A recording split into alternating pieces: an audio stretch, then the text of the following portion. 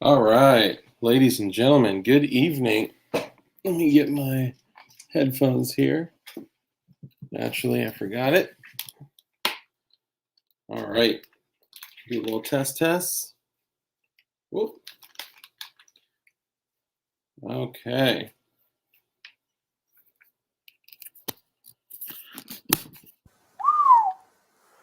Okay. Boom. Beautiful. All right, can y'all hear me loud and clear? What's up, Ting Ting? Dirt McGirt, Sport Brand, Zach Carr, what's up, brother? Techno, BV, Texas Bullet, Joshua Bullock, what's up, brother? We got everybody in here. Opie, Lego Man. Okay, just making sure I greet everybody equally. Nice. Dirt nice. Okay, Carolina EDC Reviews. What's up, brother? Glad to have you here.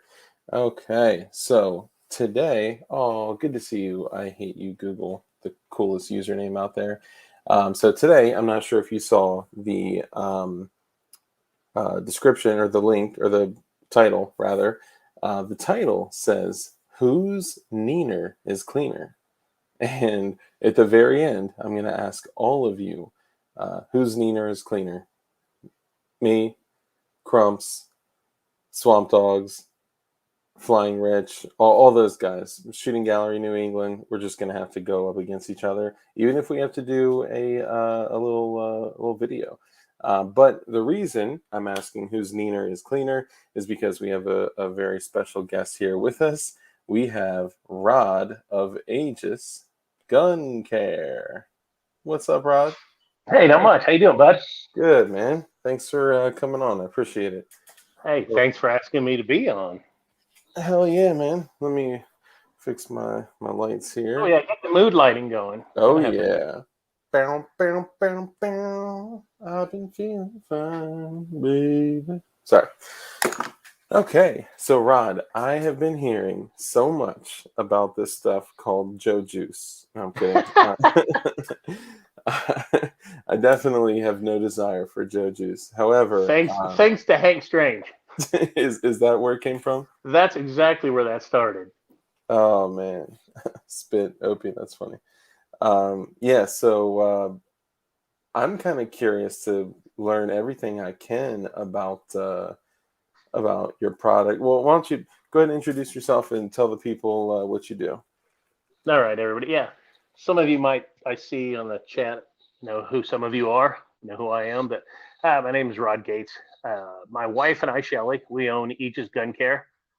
We are Idaho-based, law enforcement-owned gun care company. We make our specific thing, main thing we make is a gun solvent and lube, and we kind of base everything on our company around those products because we have great products. Um, we have a lube that has a characteristic of being heavier than water, the higher specific gravity than water. Therefore, it truly displaces water. I mean, a lot of stuff on the market. I'm not bashing anybody. I don't get into that game. I won't play that game. But most products on the market, some of them do a very good job still, but they're a petroleum-based product. So you put them in a So, glass of which water. ones by name? I'm just joking. Sorry. Yeah, exactly. Well, that's just yeah. Like I said, you don't know how many times I'll be at a gun show or I'll be on a thing and people try to get me to run down that road. I'm not going there. Yeah, yeah, Some of those companies, I know the owners. I personally am friends with some of them, and they're really good people. yeah. I can see that. So we can go to some of them at a convention or be together and get along great, have drinks together, and it's not an issue. And I want to keep it that way.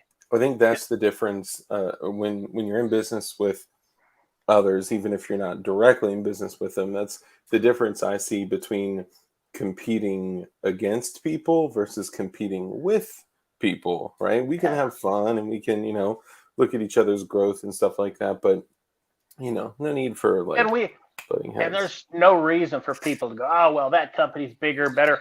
And we all know who's bigger than better of each other, or not better, but bigger. We all know who's bigger. Yeah. You don't have to tell us. We know that. Yeah. So but anyway, yeah, we've got that our lube that does that, which is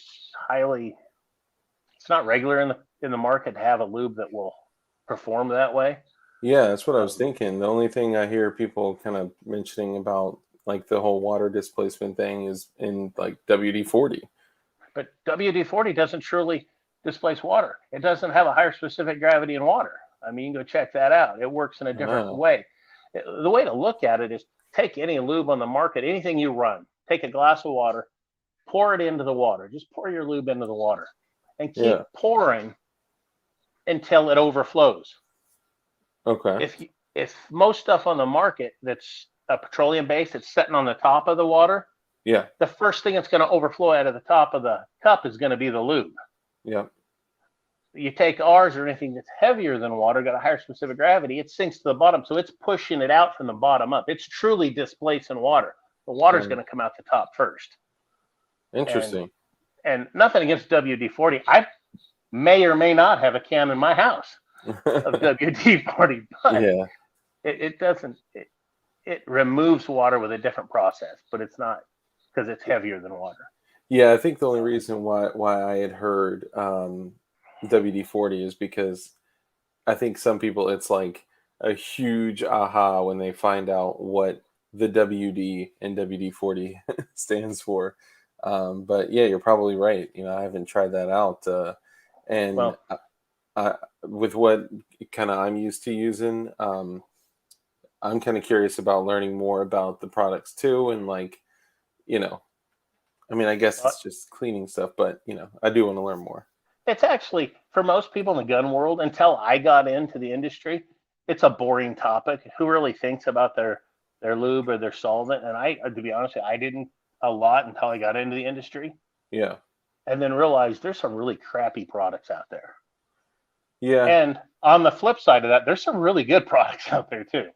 Yeah, You I was know, actually really surprised. I saw a test done just by some random kid who made his own lube, um, and he made a solution that cleans, lubricates, and protects. If that yeah, a sounds CLP. familiar, yeah. He kind of made his own. I think he just took like three in one and some crazy Yeah, oils and mixed them together. But he did a test. He took a piece of sheet metal. He made like I don't know, 12 to 16 like grids, and then he named them like with Sharpies. He put like yeah, CLP, rim oil, and did like probably almost 16 different tests with heat, with freezing temperatures, with and I was just blown away to see like how poor some of the products that yeah. because you kind of go through like And you know that's what shocks you more, isn't it? How poorly some of the products you thought were good yeah, act instead of how good some act. We all look at, God, I've been using that for years. It's not good. yeah, yeah, like yeah, I don't want to call anyone out by name, but yeah, some of the things that like you get put onto when you first get into the gun world and you kind of you know change and evolve over time and start using different stuff. Like Luminous says I use super white lithium grease, and like I only use that for my suppressor to run it wet. I don't use that for anything else. um I'm a CLP kid. Like that's just what See, and that's where that school of thought is, and it depends on what side you want to do. And I guess both are right. You know, there you have the CLP side, the certain school of thought that all in one is best. It's quick, it's easy. That's fine.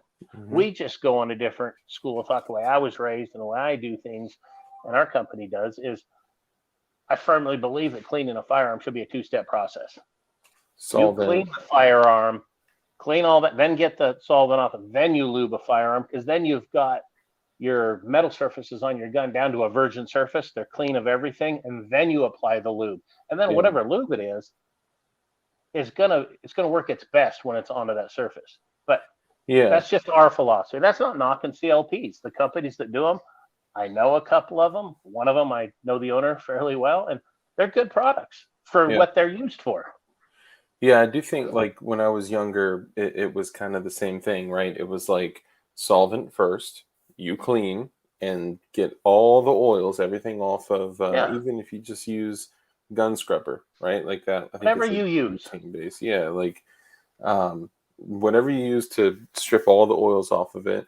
Then once it's clean, free of carbon and oil and all that stuff, then you go and lube. And I think, when I found like an all-in-one that I felt worked, I kind of stuck with that. But honestly, I could see, like you said, the lube would, you know, work to its maximum capacity if it's done like you mentioned, kind of properly. Yeah. I could see that. And to jump back just a hair a little bit about my history, but also is I did this as a business. I was involved, a co-owner in another company that I left in May and started this company.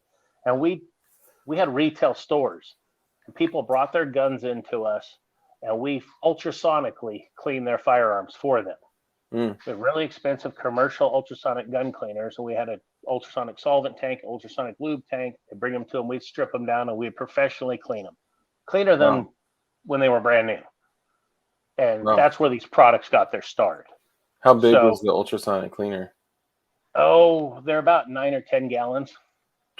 Man, okay. And we're currently a distributor for the company. It's an American-made tank too, and we can go all the way up to 200-gallon tanks if necessary, if somebody wants that. Jeez, that's like a So small swimming pool. yeah, it is. And the thing about it though is that cleaning. The other thing we do that a lot of people at first are like, "Oh God, that's stupid. Why would you put water on your gun?"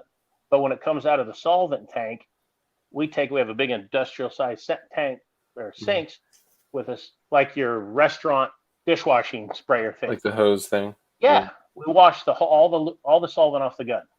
Yeah. And our solvent won't hurt your gun if it stays on. There's some on the market, if they stay on there and you put the lube on top, you're gonna push them they could damage your gun over time.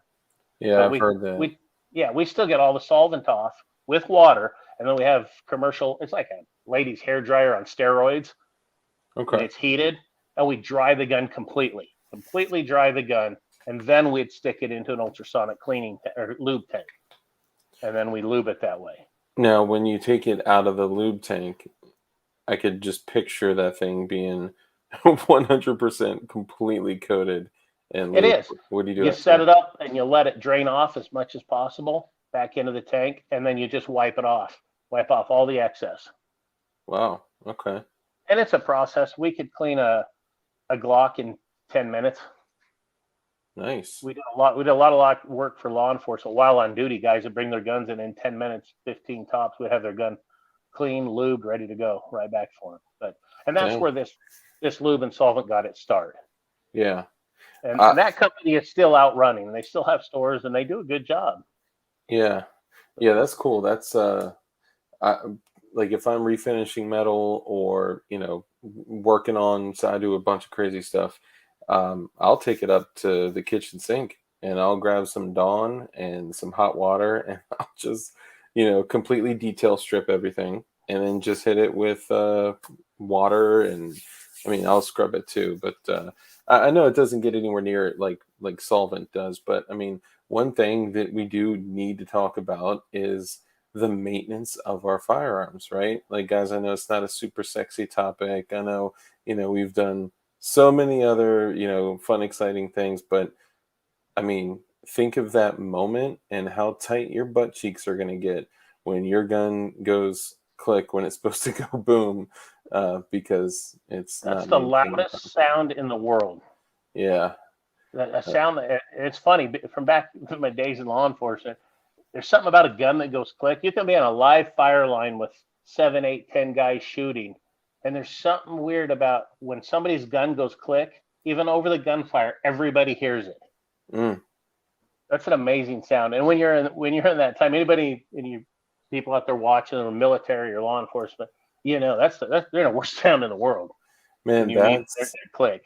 I have nightmares where I draw and I either have the 1,000 pound trigger pull or I have like the click instead of the boom. And the first time I heard that was when a guy I was talking to said the two scariest things you'll ever hear when it comes to firearms are a gun that goes click when it's supposed to go boom and a gun that goes boom when it's supposed to go click. I was like, That's man, that's true. I guess I am corrected. The one that goes boom when it's not supposed to is probably a worse, louder sound yeah, it's just a different louder sound. because that's a definite oh shit. Yeah, yeah.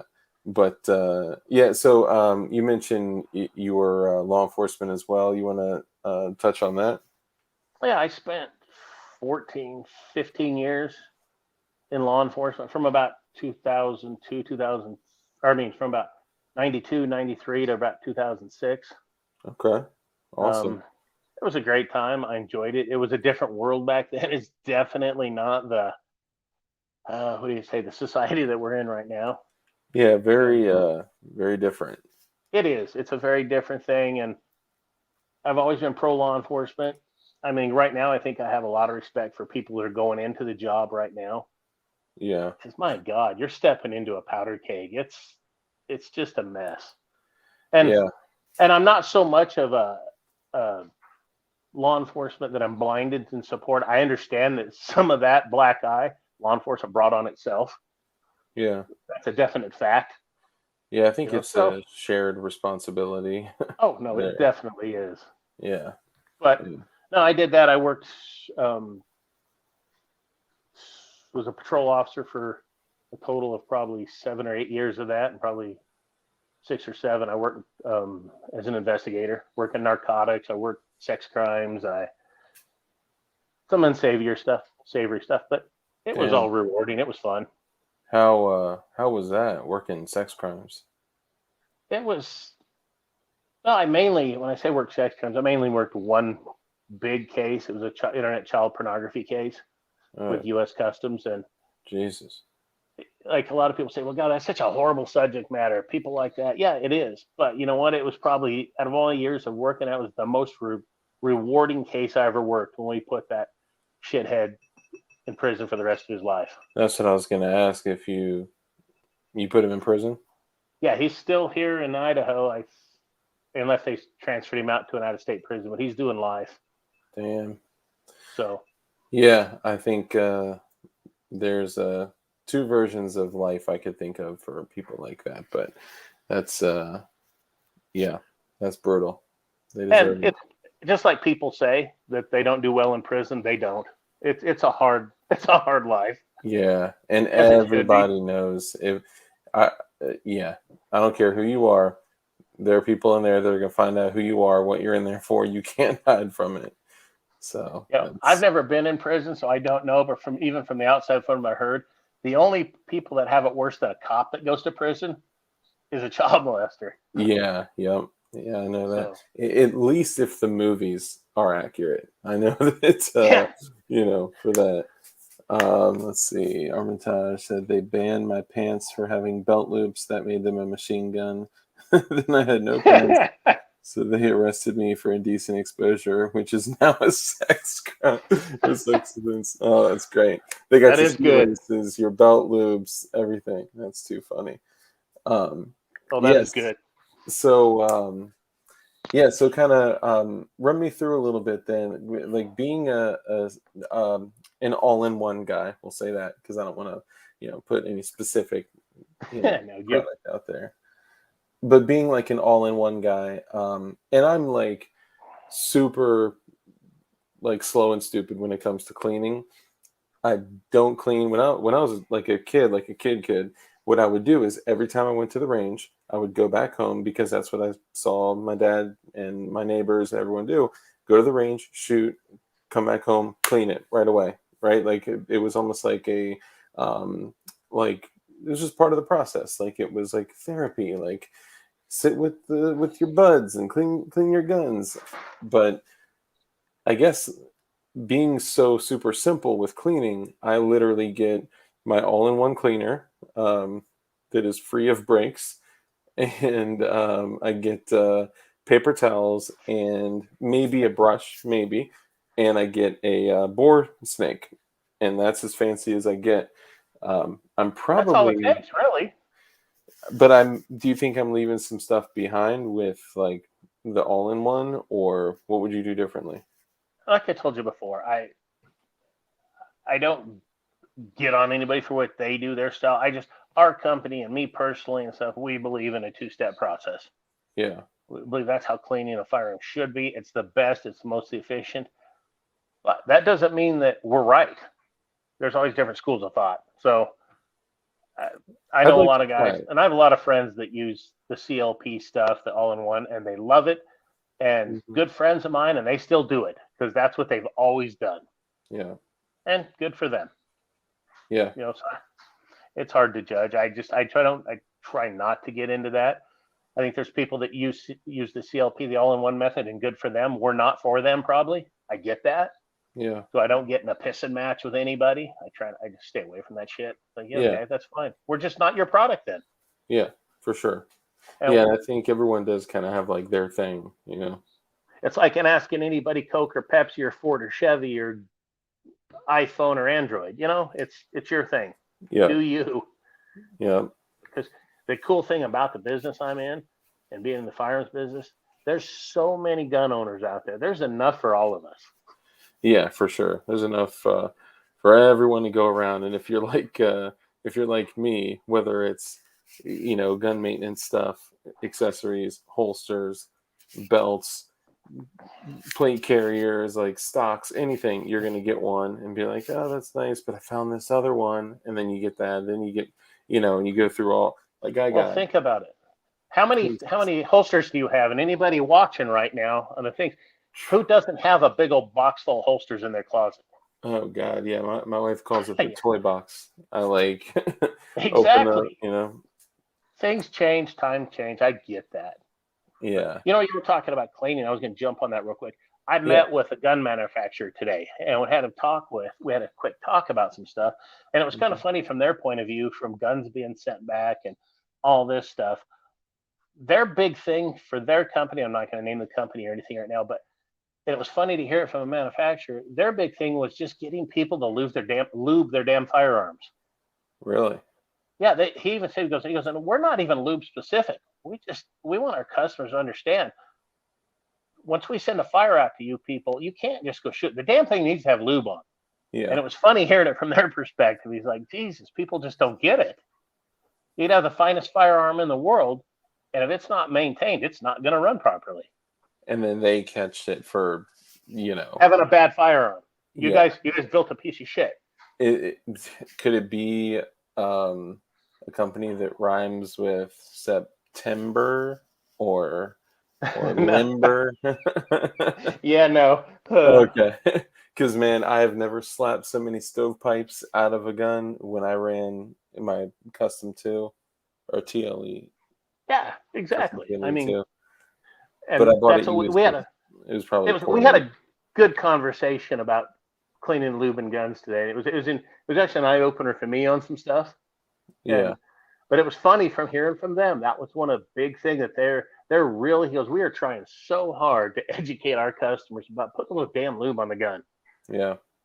Well, most It's people don't know. Like, I used to like unofficially, I would help like friends learn how to shoot or become more comfortable with shooting. I'm not an instructor by any means, and I would help women, youth shooters, just people within my family, friends, just like my circle, and even people that like really run guns like hardcore. People that I would shoot with don't even know where to put lube on firearms. Don't even know how to properly clean and and maintain. then is that lube, is what's that lube for? Yeah. Like let me go back to our lube. For our lube, for instance, which is right here, our Mhm. lube is a whole gun lubrication, Okay. not just your metal wear parts. We have rust inhibitors in it and friction modifiers. It's a full gun lube. Because not only is it lube for your friction and everything else, but it's got rust inhibitors and stuff. It should be, the whole gun should be put on there, wiped down, so it puts a layer of protection for rust on it. So Wow. that's why we would, in our old stores in my old company, we put the whole gun parts, all the gun parts broken down into a lube tank Yeah. and fully lube them. And a lot of people say, "Oh, damn, that's too much lube." Well, you wipe it all off. You wipe all the excess off, let it soak in, and now you Yeah. have a protection. Plus, you have a lube that's heavier than water on there that will really repel water better than a lot of stuff out there. So So it's kind of like when you buy a new pair of boots and you spray the water protectant on there and the water just beads off. yeah, no, it's, if you take our stuff, and a lot of lubes will do that, but will they do it for long term? And Yeah. a Glock is a great demonstration tool. You take the slide of a Glock, put on a lube and do it, and you can really tell it on that. But no, it's just that taking care of what you got. Yeah. Yeah. I think that's definitely an opportunity for me. I just run guns till they're just like, I typically don't clean it till it starts to malfunction. um, But you know what? That's probably the normal average gun guy too. yeah, probably. I could see that. I went shooting 2 weeks ago, last weekend, maybe the weekend before, with some buddies. We shot quite a bit, had fun. BS, hadn't seen each other for a while. I Hmm. shot 6 or 8 guns that I took with me. Every one of them sitting in my gun safe dirty right now. Yeah. Yeah. So Like, you not don't as bad as exactly it. have the what do you call it? The ritual of cleaning guns after you fire them either. I try to, and I usually do, but this time things got busy. So, like I said, I think most people are that way. Yeah. Yeah, I think especially if you're running a can on your stuff, like you mentioned, you're out in Idaho, and I got a couple. Well, I got a Gym Tech can and an AAC can.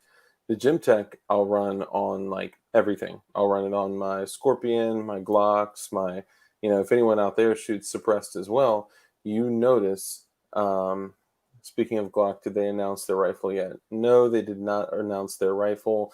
However, when we were reviewing the FOIA information from the ATF, the request to import Glock carbine barrels was in there. So they're definitely bringing at least carbine barrels over to the U.S. So they're probably going to start assembling sometime soon.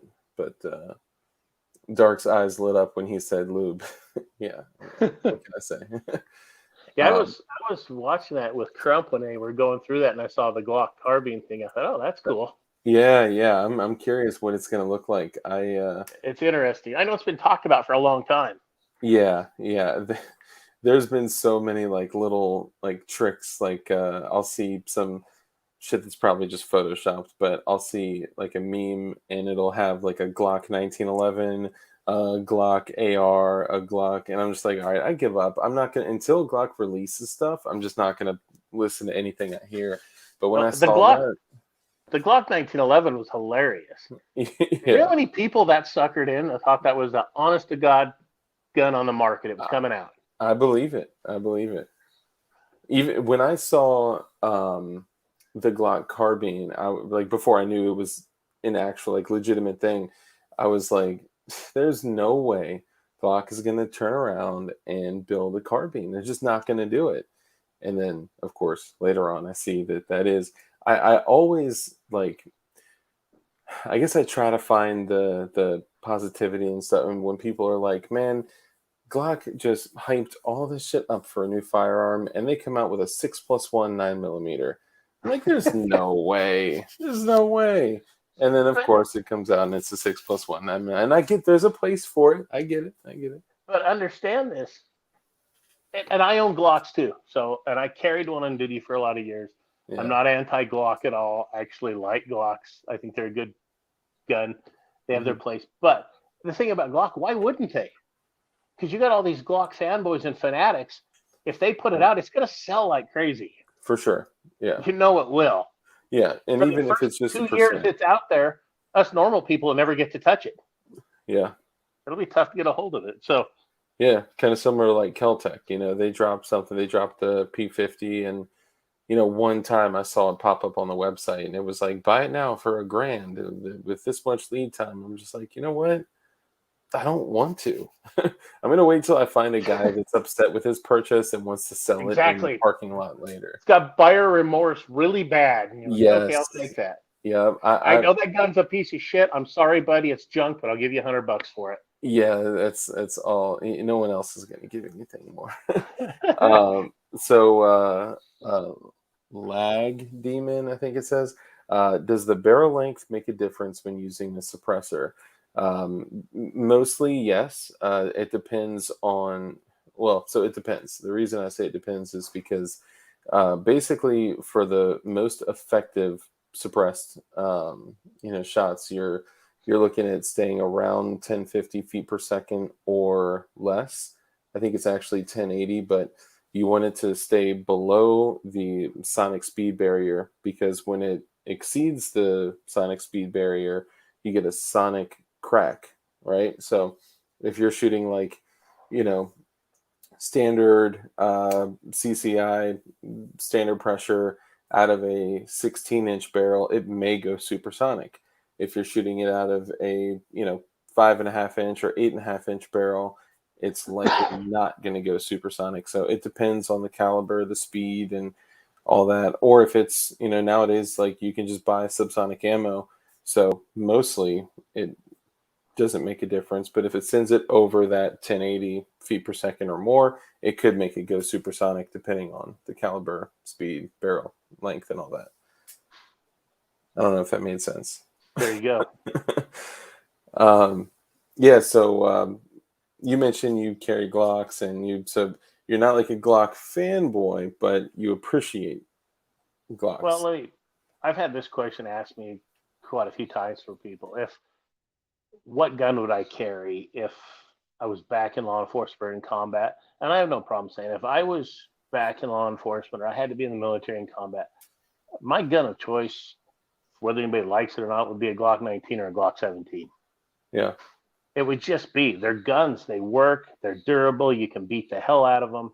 And when I was a cop, when we switched to Glocks, and I went into the Glock age kicking and screaming. I didn't want to get rid of my Smith & Wesson. What time frame was that? This would have been in the mid-90s. Okay, so you probably had like a like a 6.9 something, 5.906 or something like that. We had 40 caliber, 40-46. Oh, okay. And I went into the Glock age kicking and screaming. I don't want that plastic metal piece of crap. That was my mindset behind that. Then after I carried one, I was on our tactical team. I did a lot of shooting with them. I realized this is a pretty good gun. It's durable. And we just would always say, the gun's cop proof. Even dumb cops can't screw it up. Yeah. And they're just the gun, whether you like it or not, it runs. Yeah. Yeah. And No, you I can agree. abuse the hell out of it. Unlike in a 1911, which I don't want to hate. I love 1911s too, but they just don't take the abuse. Yeah. The Glock will. Yeah, it's kind of like, if you're not running them clean and wet, then they could give you some issues. And Whereas, my favorite gun I own is my Colt Delta Elite 10 millimeter. nice. That's a great gun. All the guns I own, that is my favorite handgun I own. Yeah. But I would never abuse it like I do my Glock 19. Yeah. Yeah, and I think that's like, I'm probably kind of in the same, like, I believe in like the armory concept, right? Where, like, if you're going to collect guns, build guns, over time, if you stay in the same kind of categories, right, and you get Glock 19s and 17s, then you'll always have replacement parts. You'll be able to familiarize several people, like maybe your family, with one particular platform. But I can't argue with, I can shoot a Glock well.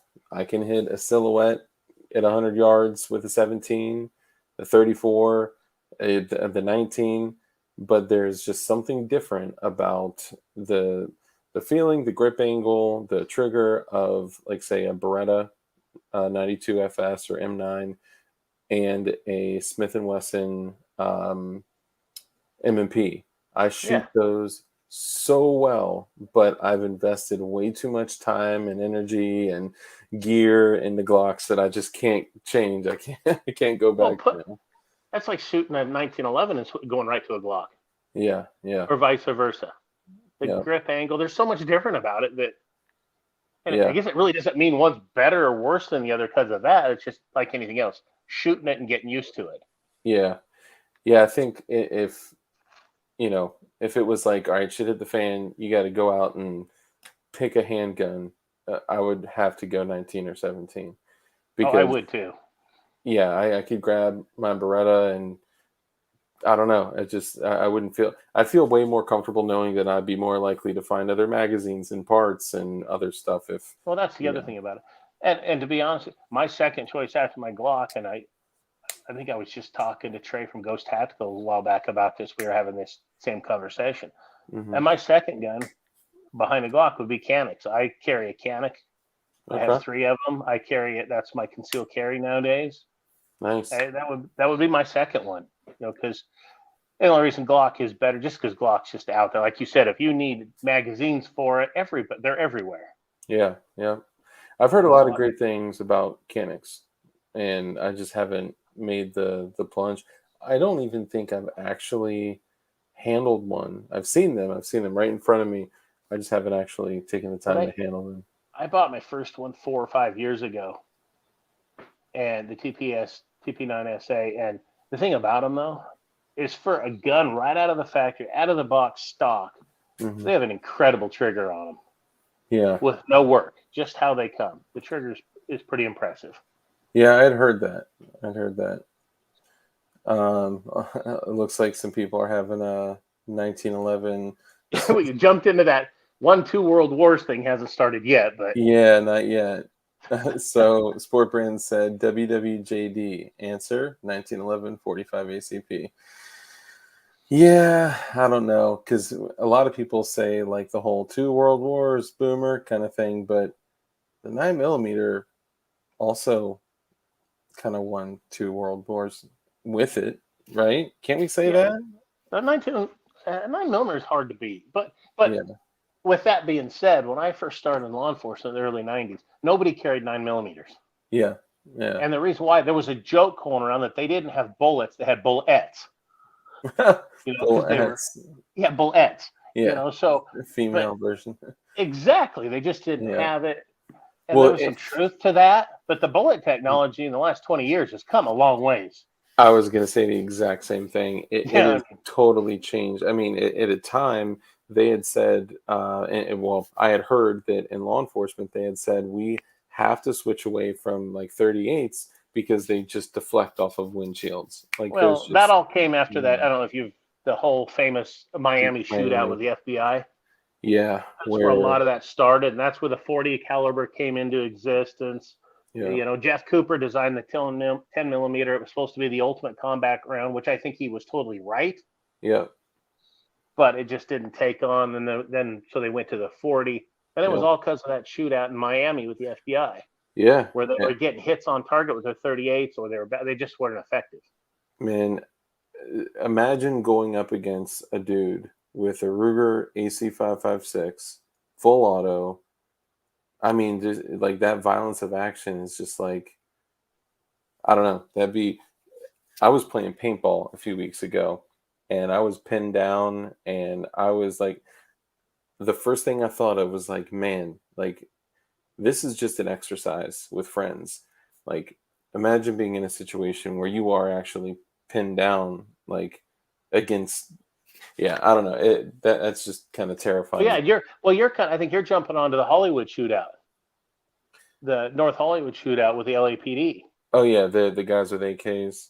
Yeah, yeah, yeah. No, you're right. They had the AKs, but yeah, that's the same thing. Yeah, That yeah. to have The that Miami. realization for some of those LAPD guys had to be horrible at that point. You realize that you were severely outgunned. Oh yeah, it's terrible. That's a bad feeling, I'm sure. Yeah, I mean, out where I am, every single cruiser, and this is kind of how I built like what I was gonna, equip myself with was I literally looked in a cruiser and I was like, okay, what do you have? I know at the time they had HK USP 40s and they had, four mags and all of them have a backup gun and they have caliber requirements for the backup guns. And they had an M4 and a Remington 870. And I was like, all right, that's what I'm gonna get. But I ended see, up getting an AK, but yeah. but the thing about too, a little bit about that. I mean, everybody knows about it. It was a big deal. But that North Hollywood shootout, LAPD didn't even have patrol rifles at that time. Yeah. They had to go to a At gun best, they store. might had a 12 gauge. Yeah. And there's the old story, which was true. They went into a nearby gun store and commandeered some AR-15s to help defend themselves. Some civilian semi-auto Colt You know, and 20 inch. I worked for a police department in Wyoming that I do know. We had just before that we had switched over, got rid of our shotguns, put them in the trunk. We put our ARs up front as patrol rifles. Yeah. We caught a lot of hell from it. People, oh, that's stupid. It's because it was breaking from the norm in law enforcement to have that 12 gauge, Yeah. to have that 870 up front. Well, then the North Hollywood shootout happens, and our firearms sergeant and everything, he ended up becoming the chief, ended up not being a dumbass. Everybody's like, oh, hell, he kind of knew what he was doing, didn't he? Because then Yeah. everybody starts switching to that.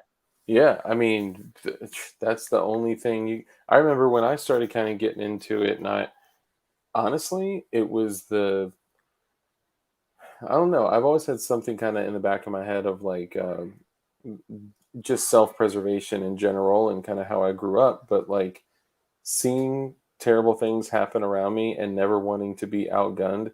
Like I even keep a long gun in my car. I keep a handgun on myself, and I keep a secondary firearm. It's just I I never want to be in a situation where I am outgunned. And Yeah, I know. The least I will ever go out with is with my concealed carry and at least one extra mag, yeah, and that's a minimum. yep, Because you just don't know. I'm big on the saying, and I say it to friends and people all the time. And the saying is true that you are your own first responder. That's a fact. Because you got to look at something yep, right now in our country. The average response time for law enforcement when they're called is 10 minutes. yep. A lot of bad shit can happen in 10 minutes. Oh yeah, big time. I mean, Out here and it's are you? 7 minutes, and And a lot of times I tell people, are you equipped? Are you prepared to defend your family for 10 minutes? If the answer is no, you need to change some shit. I would venture to guess that most people are not equipped for that. And in addition to that, even being in just a physical fight for 10 minutes, you will never feel more exhausted and just clinging on to life, only running on adrenaline when you've been in a fight that long. Because fights usually last for minutes and you end up puking and a lot of people haven't actually gone through like very stressful things like that, and Yeah. Even your atypical bar fight lasts under a minute. yep, They're not long because you're given so much. That's why I don't think people give like UFC fighters like somebody like George St. Pierre, GSP, enough credit when you realize how in shape these guys are yeah, to be able to that's fight like remarkable. that for that long. And Yeah, if you've ever been in a fight, you understand yeah, a minute seems like a long time, yeah. especially if you're getting your ass beat. Oh yeah, big time. One blow can be the difference of consciousness or You're unconsciousness, which getting your could ass be handed to fatal. you. Yeah. Yeah. Yeah, it's crazy. Sport Brand said Paul Harrell has a really great video breaking down the Miami-Dade shooting. He does. He did a great job on that. And I'll have to watch that. I'll have to find that. yeah, it's really good. They also, I can't remember. There's several, but the wow, 350 no, sweet. I'm not sure what you mean by that. There's several that are breaking down the Miami shootout, and a lot of people say that he had a Mini 14, but he actually had it is a Mini 14, but it's the AC 556, which is it's a machine gun. It's the full auto variant of it, and it is actually a really cool gun. It's semi, it's safe semi, 3 round burst, and full auto, all in one gun with Yeah. in M1A style action. It's super cool. And but going back to that, thinking about that, where if you have a 5-shot J frame and a semi-auto 9 or another 38 revolver, whatever the guys had, I mean, geez, it's like, man, I couldn't imagine. I don't even know what my 5-shot J frame is used for nowadays because Yeah. it just sits in the safe. You were talking about what it feels like to be that. Like, let's say the North Hollywood shootout. The dispatch tapes of the officers calling back in they're all out there to listen to. If you've Yeah, never listened to them, listen to them, and you get a feeling what that's like to know and hearing all that gunfire around that officer who thinks he's dying to get shot in the throat, and yeah. it's amazing. You just listen to that, and you're like, oh my god, Can you just that recall feeling. any like butt puckering situations that you've been in that you can talk about Oh, or want to talk about? I've been in a lot of, but nothing like that. There's Yeah, by no means was anything like that to where you're shot. You think you're dying. The only person you're talking to is the dispatcher, and you just think you're done. Yeah. And I've been in because, like I said, I did with our tactical team for several years and stuff, and I think there's a lot. Almost every time you go through a door, it's scary Yeah. because you're going into somebody else's world. Think Yeah. about if the police or somebody kick in your door. Who knows your house better, you or them? Yeah. I mean, You do. yeah. You know all the angles. You know the kill zones. If you know anything about it, you already, especially if you're a dedicated jackass, you have that all figured out. So Give you're me going. one second. Sorry, I think my little one woke up. Guys, you guys, you get Rod all to yourselves for like 1 or 2 minutes. I'll be right back.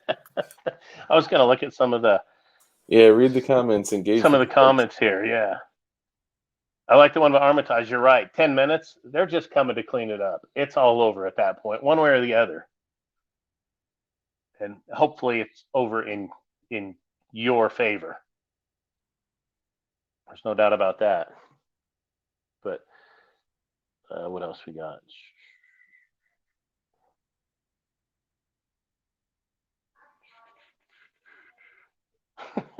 2 hits hit you and your head hitting the floor. Yeah, that's the best way that you hope it can come out. Yeah, we'll see you later, Swamp Dog.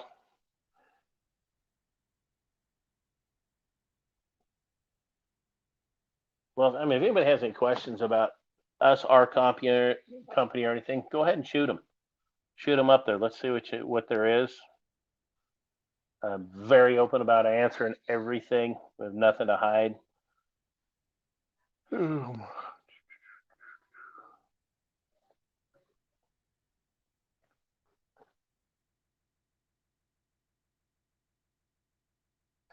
Detective Kimball, that's a good question, and I think my own. This isn't an official thing on that.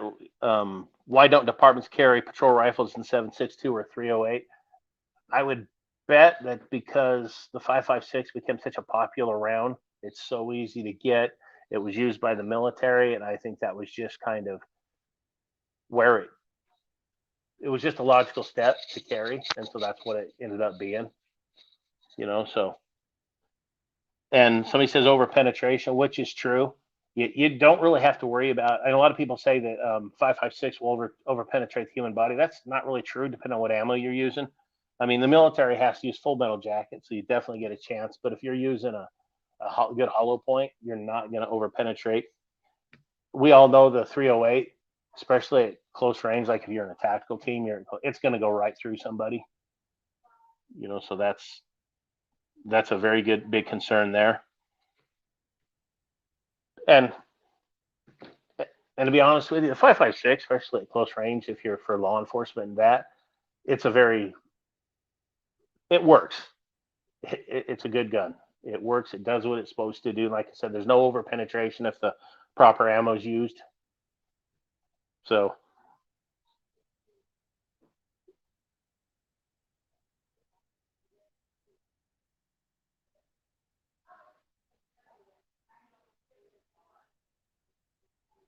Let me see if I understand that question. Even with statistics, police fire less rifle rounds in engagements opposed to a pistol. Shot placements are more precise and calculated. And also, as far as that goes, as far as shots fired and stuff, I don't know. I've been out of the game long enough. I got out of law enforcement in 2006. I'm sure shots fired. The FBI breaks it all down in their statistics for law enforcement. How many? It's the average shots fired in a police shooting, distances, time, everything else. I'm sure in the last bunch of years that's went way up. It used to be like 3 to 5 shots were fired in each average on a police encounter. I would have to imagine that's way up from what it used to be. 300 Win Mag for close quarters, I would think again you're looking at a way over penetration problem. Plus, what system are you going to carry a 300 Win Mag that would be convenient, close, compact, like you have an AR? So. What are we talking about? Oh, just different. The question was asked, why doesn't asked, why don't patrol or departments carry patrol rifles in 7.62 or 308? Gotcha. And Too much penetration. too much penetration. Plus, I think it was a natural progression for law enforcement to use the same round that military was. Yeah. It just seemed it's a good compact gun. It works. Yeah. Once you get away from full metal jackets and use a good hollow point, it doesn't over penetrate. It's still extremely effective. Yeah. And I do see from time to time there are um, some units out here that have, I guess it would be an M21, which is the Remington 700 and 308, but it's Yeah. just like a few guys. See, Um, and also Kimball is also talking about moving to a larger caliber. With everything I just said, I also believe that a 7.62 is a superior. I would much rather have a 7.62 anyway as a patrol rifle, an AK yeah, type round. It's yeah. I think the one thing that because I have both AKs and ARs, and I love both of them, and I think they both hold, you know, number one spot for different applications. Yeah, it all depends on your application too. What are you doing? Y- What are you using it exactly. for? What Yeah. ammo are you carrying? And so much that goes into that. Yeah. Yeah. Yeah. And I think the reason that the ARs, we actually did a whole, God, it was probably an hour and a half at least of actually talking about it, but we did a discussion on the Second Amendment and kind of like historical data on what rifles were used by civilians and what rifles were used by the military, and the commonality between the two, and the average cost of a rifle per you know corpsman or civilian or whomever from the Civil War up to today, and it's actually stayed about the same, which is interesting. It's basically a month's of wages for, um, was it a month or half a month? Maybe it was half a month of wages for a no, maybe it was a month. Even I need to go back for a refresher. So if you guys haven't seen that, go back and watch. It's with Handsome Joe and me. Huh. Um, but Interesting. it basically said that back then it was about a month's worth of wages for a rifle, in the Civil War era, and then moving forward to now, looking at the average cost of a patrol rifle for, like, an E4 or whatever, of the whoever in the military, and the cost was about the same as a month, uh, of a month of that individual at that rank, and it was kind of cool. So it's you know a good watch. But what was I getting back to? Oh, is the reason I kind of gravitated towards ARs, because originally I was all AKs, and I think part of it was because they were like $300 at the time. you know, if uh, if if I could, I would go at the time. I would go AR, but they're way too expensive, and those things kind of started reversing. And it was like, okay, now AKs are $1,000, and I can build an AR for 400 or 500, depending on how I set it up. Or I could build one for a grand or two. So they just kind of became more available. Parts became more available, and I drifted in that direction. But I still love both. See, that's the funny thing is I had never touched an AR, never fired one until I got in law enforcement. Really. We, yeah, I was up in northern Wyoming, and we all had Mini 14s. Mm, That was the gun. Nobody had an AR. Growing up, I didn't know anybody that owned an AR. yeah. They just weren't around. The Mini 14 was the rifle of choice. Yeah, I didn't really touch one till the academy either. I'm just joking. It's kind of a joke that I Yeah. I'm a Fed here, so every now and then we'll throw that in there. It Um, was back in those CIA days at Langley.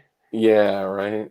Which And it is was funny because geographically I'm not that far away from from all that stuff. Like well, it's Crump. always good to live close to where you work. Yeah, right. I just have to shoot right down 95, 66. Yeah. But Commutes can be a bitch. I'm not too far from Crump, and it is like Oh yeah, Jetson. I did hear about the feds taking Larry Vickers' guns, and at first it appeared that it was just simply his SOT lapsing, and he's been sick, and but I don't think that a man like him would accidentally let his SOT lapse. Um, there's just too much notification from the ATF. There's too much at stake with all of your machine guns, all of your, like, everything that you would by law have to forfeit back to, out of your possession. So I think there's more to the story. And I think if you guys stay tuned over the next week or two, you'll likely hear a little bit more about what may have happened, allegedly. I saw a question here that if you don't mind, I'll answer. It's Yeah, please. ask what I think of the 40 Smith and Wesson duty pistol. I'm not a 40 Smith and Wesson hater. That's the gun I predominantly caliber that I carried on duty for a lot of years. I have no problem with it. I own a couple of them. That being said, my everyday carry's a 9mm, but I don't have a problem Yeah. with the 40 Smith and Wesson. See, I thought you answered it when you said duty pistol. I thought that was your answer. Like, oh, it's a duty pistol. It's poopy. I'm just kidding. Yeah, no, I get all the hate and everything. Terrible joke. It is what it is. I don't have a problem with the gun. It I'm not a served its hater of it. purpose. I mean, I think that it was a good solution for the challenge of, still having higher capacity than a 45 with more stopping power than a 9mm. And like you said, technology and ammunition just has not stopped developing. And, we're at the point now where we have range ammo, well, ammo that anyone could buy at any store or range that in 9mm is going over 2,000 feet per second that can go through level 3A Yeah. armor. Like, that's some pretty advanced stuff. If it asks me, the best round, my personal opinion, the best rounds for combat or duty for officers, there's only two rounds I think that lead the pack. It's a 10mm and a 357 Magnum. Yeah, Personally, that's my idea. And I think Jeff Cooper's dream of having the 10mm and everybody's hands doing that was the right one. But yeah, for whatever reason, I've heard a million reasons why it happened, that people couldn't qualify, it had too much recoil. I've heard all this. And whatever the reason was, it's sad that I think it was. yeah. 10mm is an awesome round. It is. It is. And when loaded to its actual capabilities, it is. I think one of the biggest challenges is that people actually haven't seen the 10mm really operating at its maximum capability, and only a couple companies truly load it to that. Yeah. Um, I think that if 10mm was, you know, and I don't think this could happen, right? But in a perfect world, I think if it took on, it could have taken on, if it were as affordable relatively as 9mm, and if it were adopted as 9mm, I don't know, if maybe more Leo slash mill application, if I think it could fill that void. And like, look at a Glock 20, you got 16 rounds of 10mm in that thing. I mean, that's nothing to sneeze at. I But mean, you have other people who's like, their hands may not fit around a Glock 20, or think about it. Think of other applications. And I just talked to a buddy in northern Wyoming about this a while back. If you're up hunting, they do a lot of hunting, you're in bear country, as yeah, a sidearm, what do you want? A Glock 10mm with 15 rounds and a magazine or two on you? yeah, absolutely, It's hard to beat that. yeah, absolutely, Did you see that? I don't know if you saw the article about two guys. I don't know if they were in Montana or Wyoming this couple weeks ago. Got attacked by a grizzly bear. They fended it off with 45 caliber pistols. The wow, first shot the guy got hit right between the eyes of the grizzly and just bounced off his skull. They had yeah, to flank out on him and shoot him and break him down, but they were able to. And the one guy said, if I wouldn't have had a 15 round magazine, he said this would have been a whole different story. yeah. I heard about that, but I didn't actually know all the details like that. And that's, I always thought about, like, let's say I was caught, because I would go through the woods all the time with nothing but a 9 millimeter and a few mags, and I don't know. There's bear all the time out where I used to go shoot, mostly like black bear, but you never know. Anything like that large could be a potential issue, And you and don't know. Yeah. it's like, man, the only way I would even feel remotely comfortable with a 9 millimeter is with the 33 rounder, stick mag in it, because the only thing that's going to save you is number one, accuracy, number two, volume of fire.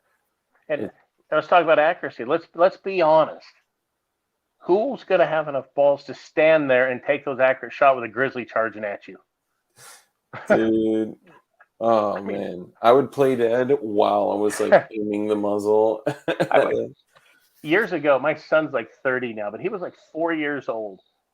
I had just gotten a job with the police department, issued my 40 caliber Smith and Wesson. We were up on the mountain having a lunch, my family, and he wanted to go for a walk. So he's holding my hand. We're walking down this trail, and maybe 15 yards in front of us, a cow, moose, and her calf step out on the path, Ooh, and she just starts staring me down. I'm telling you, there was a moment of realization right there. I'm like, oh shit. I don't know if anybody knows about moose. Moose are very volatile. They're assholes.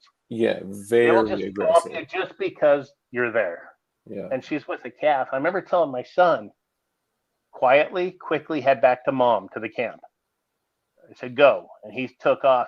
I remember pulling that 40 caliber out and backing up slowly, looking at it. I only had one magazine in it with 11 rounds. I Mm. remember looking at it going, oh man, I'm screwed. Was it a 27, a Glock 27, or No, it was what? the Smith & Wesson Oh, 40-46. gotcha. That's right. That's right. Yeah. Yeah. And I just remember that point of going, oh crap. If Yeah. she charges, I was like, I don't know if I can do this, if I'm going to be able to stop her with this. Yeah. That's a pretty terrifying thing. And Luckily, she went about her business.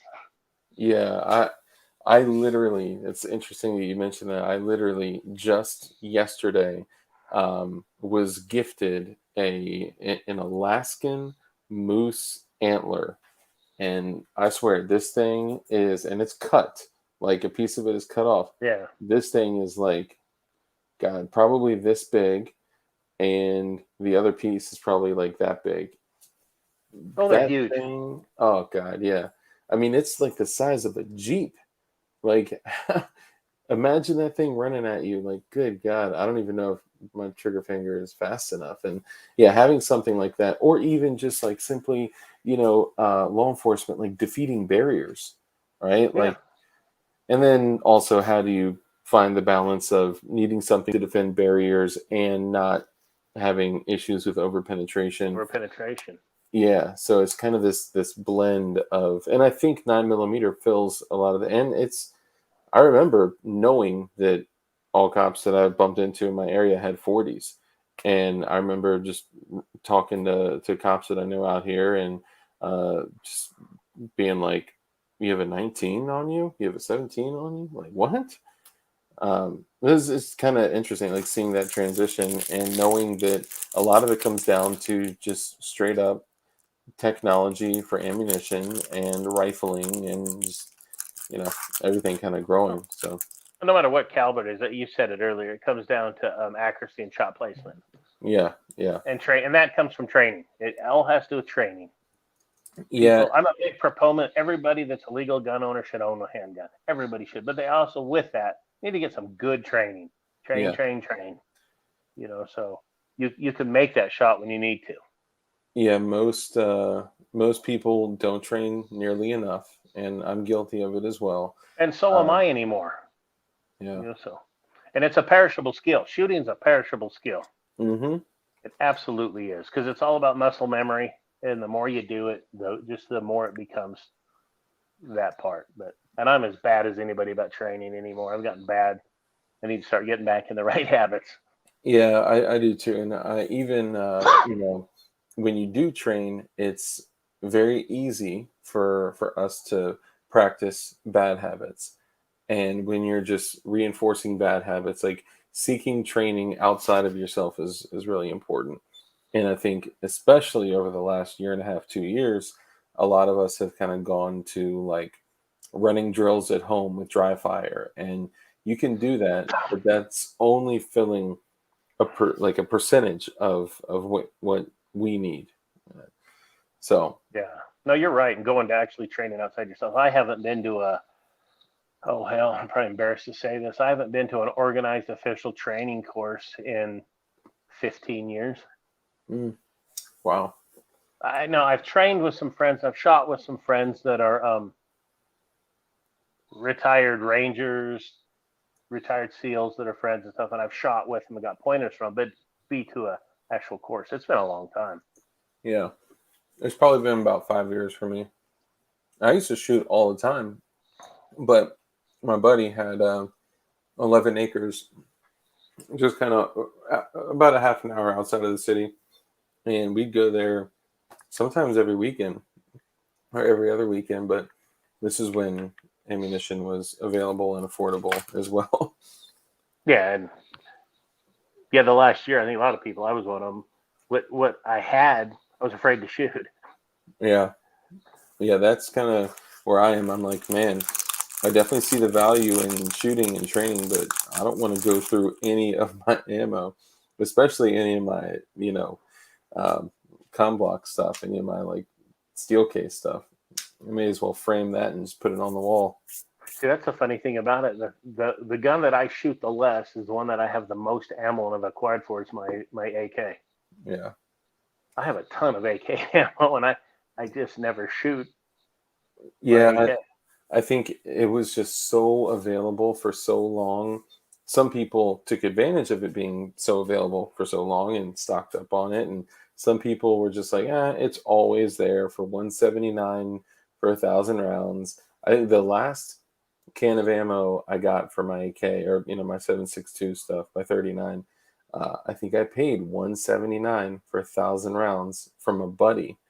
And then I also, funny enough, paid the last 1,000 rounds of 9 mil that I got in January of 20, and I got it for 179 from PSA. Yeah, And I've gotten some ammo here and there, like little bits, but I have not gone back to get a case of ammo just because it's like, yeah. and I complained about paying those prices back Oh then. yeah. The last case that I got, a buddy of mine in Texas, we used to go halves on cases, Hmm. and it was my half was $85 for 500 rounds. Wow. And even Of when I was getting it, even when I uh, was getting at the gun stores that I owned, my wholesale cost was like 16 when I first started buying it was like 16 cents a round. wow. I would love to have those days back again. Yeah. I worked for a shop for a while, and they would sometimes they'd let us, get something for cost, but typically it was 12% above cost. And I most of the stuff I got was from then, when I just had stupid discounts on stuff like But the AAC 7.62 suppressor was like 1,080. I got it for 525 from an employee program they did. Like, I would not have a 30 cal suppressor if I couldn't get it for that amount. So oh I yeah, I mean, I feel bad for but y'all. what I started doing that I hadn't done, and I've started doing it again now, is now I go out when I go into a gun store, and I go into a lot of gun stores promoting my products and stuff. Hmm. I'll every time I go into one, if they have a fairly decent price on like 9 millimeter or something, I'll buy 150 rounds. Yeah. And I'm just trying to do that like every week or so, and just Yep. slowly build up so I don't get caught ever again. And I never Yeah. did get caught in this last one, but I'd like to be a hell of a lot more prepared. Yeah. I'll tell you, I haven't purchased ammo and since January. The stuff that I've come across were just kind of individual little deals from people here and there. I But started buying ammo again about 2 months ago. yeah, Started slowly buying it, I should. and well, I saw that like on some of the things online, you can get some steel case like 9 millimeter for like 31 cents a round now. Yeah, that's not too bad. Sadly, that's not too bad. Exactly you that. know, it's Damn. so unfortunate. I couldn't imagine like back in the day, like when you were in law enforcement, like what shit cost back then. Like, man, See, and I don't know. I worked for departments that furnished us guns and ammo and everything. Yeah. Dude, the Which, first department I was with in Wyoming, northern Wyoming, we were issued when we went to patrol routes. We issued our pistol, our shotgun, and AR-15 was all issued by the department, given duty ammo, and then you were given 50 rounds of rifle and 50 rounds of pistol ammo every month to train with. wow. And it's kind of funny how many guys didn't use it. And I was on the firearms staff, and we had to use everything we had because it's that budget thing. If you don't use it, you'll lose it. Yeah. So we would just every time at the end of the month, the people that didn't come claim their 50 rounds, we checked it off that they did, and we all went to the range and shot. Nice.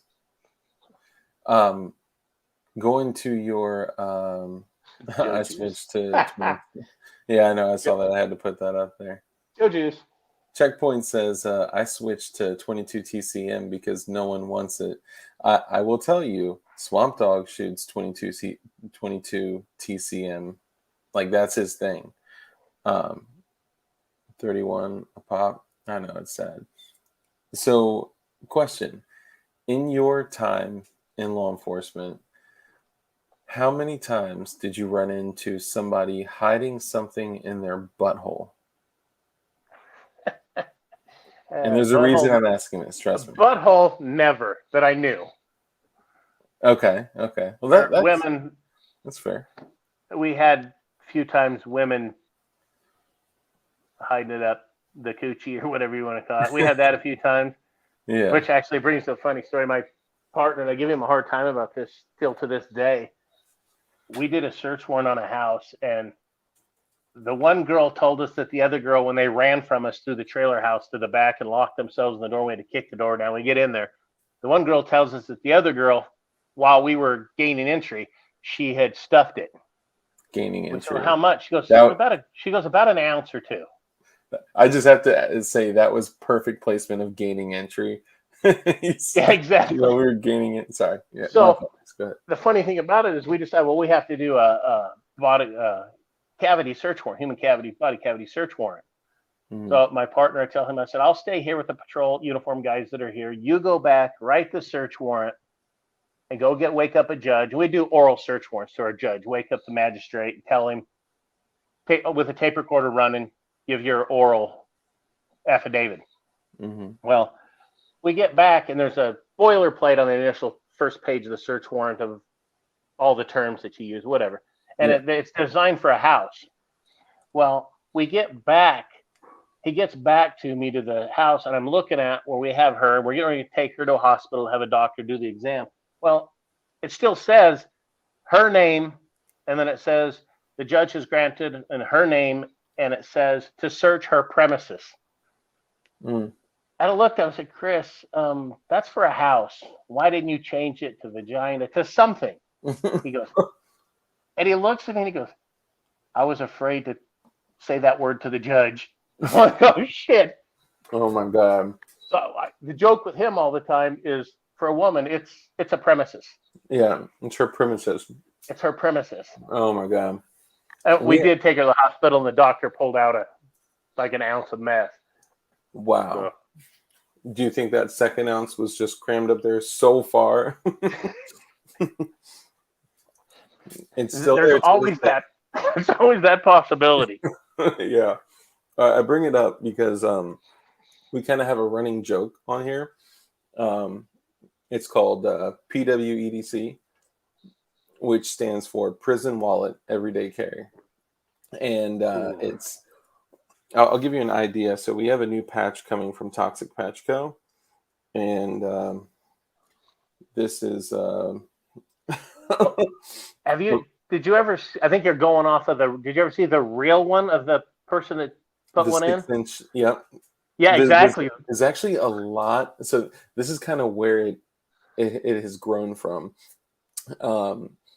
Basically, it kind of started out as a joke because, we're saying like, if everything falls to shit, the rule of law just totally, goes to hell. And hey, if you're really about that life, you better get a cigar tube, an X-Acto knife, a single match, some Vaseline, and it just kind of started out as a joke. But then we started looking up and finding that this is happening all the time, Well, where a guy sat on a 6-inch 38 revolver, a full Jesus. size square butt revolver, and it was empty. And he left narcotics like out to, and they found it, and he hid it for almost a full day in jail. Well, hopefully at least he ground off the sides. Yeah, right. At least, and that hammer. Oh, I hope it was a Oh, Bob yeah. hammer. You know, And I had never, but I know a lot of guys that work corrections. And some of the stories those guys used to say, the stuff they find, it's like, oh my God. just, Handcuff keys were a very popular item. yeah, I always keep. I guarantee I could find one within. Yep, yeah, right here. So the new thing is the polymer ones that you keep on a zip tie. Those things do work very well, and well, when they are limited, right? Once you use them, especially if you have to unlock a secondary lock with it, it's going to kind of start to wear away. But Yeah. Huh. yeah, for any of your buddies in law enforcement, let them know that there are polymer handcuff keys. People put it places, you know. Oh, I can imagine. Yeah. That's So just think about though that you're a point in life. Comes all back to life choices and decisions you've made in your life. You come to a point in your life where you're you're sitting there at home and you realize that your only chance is to shove a 6-inch pistol up your ass. yeah, I mean, you and you made some didn't bad even. choices in life. Yeah, I mean, hopefully he had some reflection on that, and I mean the fact that like it was empty. Like, what was your plan, dude? What was your plan? An empty revolver. Yeah, Oh, I it's just don't empty. want to get caught with it. But then you didn't put the drugs in your butt. Like, come on. Like, this Yeah, could have gone another way. but to get to that point, you've already made so many bad choices in your life Yes, that the people that know you probably think that's not shocking. yeah, not at all. You know, I'm not that's surprised. That's all he got up there. yeah, exactly. Like, whoa. Yeah, yeah. No, I think Dark. Remember the days when you could buy ammo at your local Home Depot? Never at my Home Depot. That would be great, but Walmart and Dick's, I used to buy ammo from them. That's where a lot of my backstock has come. And I mean, I'll say openly, I don't have more than 7,000 rounds. I got I just had to go through and do an inventory, and I got about 7,000 rounds. And yeah, most people won't come out and say how much ammo they have. I have Well, you about got more than I 40 do. rounds. Well, funny enough, I talked to some I probably people. have 4,000 or 5,000 rounds with everything together. Yeah, how many calibers do you have? 9, 45, 40, 308, 5.56, and 7.62 by 39. No 22s? Oh no, shit! Yeah, I didn't even count those in there. I got a bunch of 22 and 22 mag. Oh, nice. Okay. Yeah, Yeah, I I mean got a that's bunch. almost hard to count because it's like, well, man, like 1,000 rounds is only this big, you know. Um, Sadly, a good amount of that 7,000 are 22. I mean, not a crazy amount, but Well, I'd uh, actually got quite a bit of 22 because my stepdad died 2 years ago, 3 years ago, and I oh, got some 22 pistols from him and a lot of ammo. gotcha. I'm So sorry to hear yeah, that. yeah, we're all headed there. Yeah. Yeah. Zach Carr, who actually was the one that made that patch, says Ace Hardware still sells ammo here. That's cool as hell. I'll say that because Walmart, Dick's, all that they stopped selling ammo and guns in my area. AA Outdoors, what's up, man? Thank you for the super chat. He Oh, says, super chat. "You That's cool. man, awesome, man. And Thank Jim says I need to get my numbers up. Oh, hell yeah, I do. You're totally right. you." I won't argue That's with you. it's all perception, right? Because I was talking to a couple people and told them I've never just like said out loud like this is how many guns and ammo I have, but at this point I'm like, who cares, right?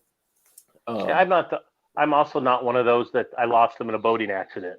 Yeah, yeah, I I agree. have I have a sufficient amount of firearms, Yeah, and yeah, and they will never be lost in a boating accident. yeah, I'm not losing them on a boating accident. So Yeah, they are available if you would like to.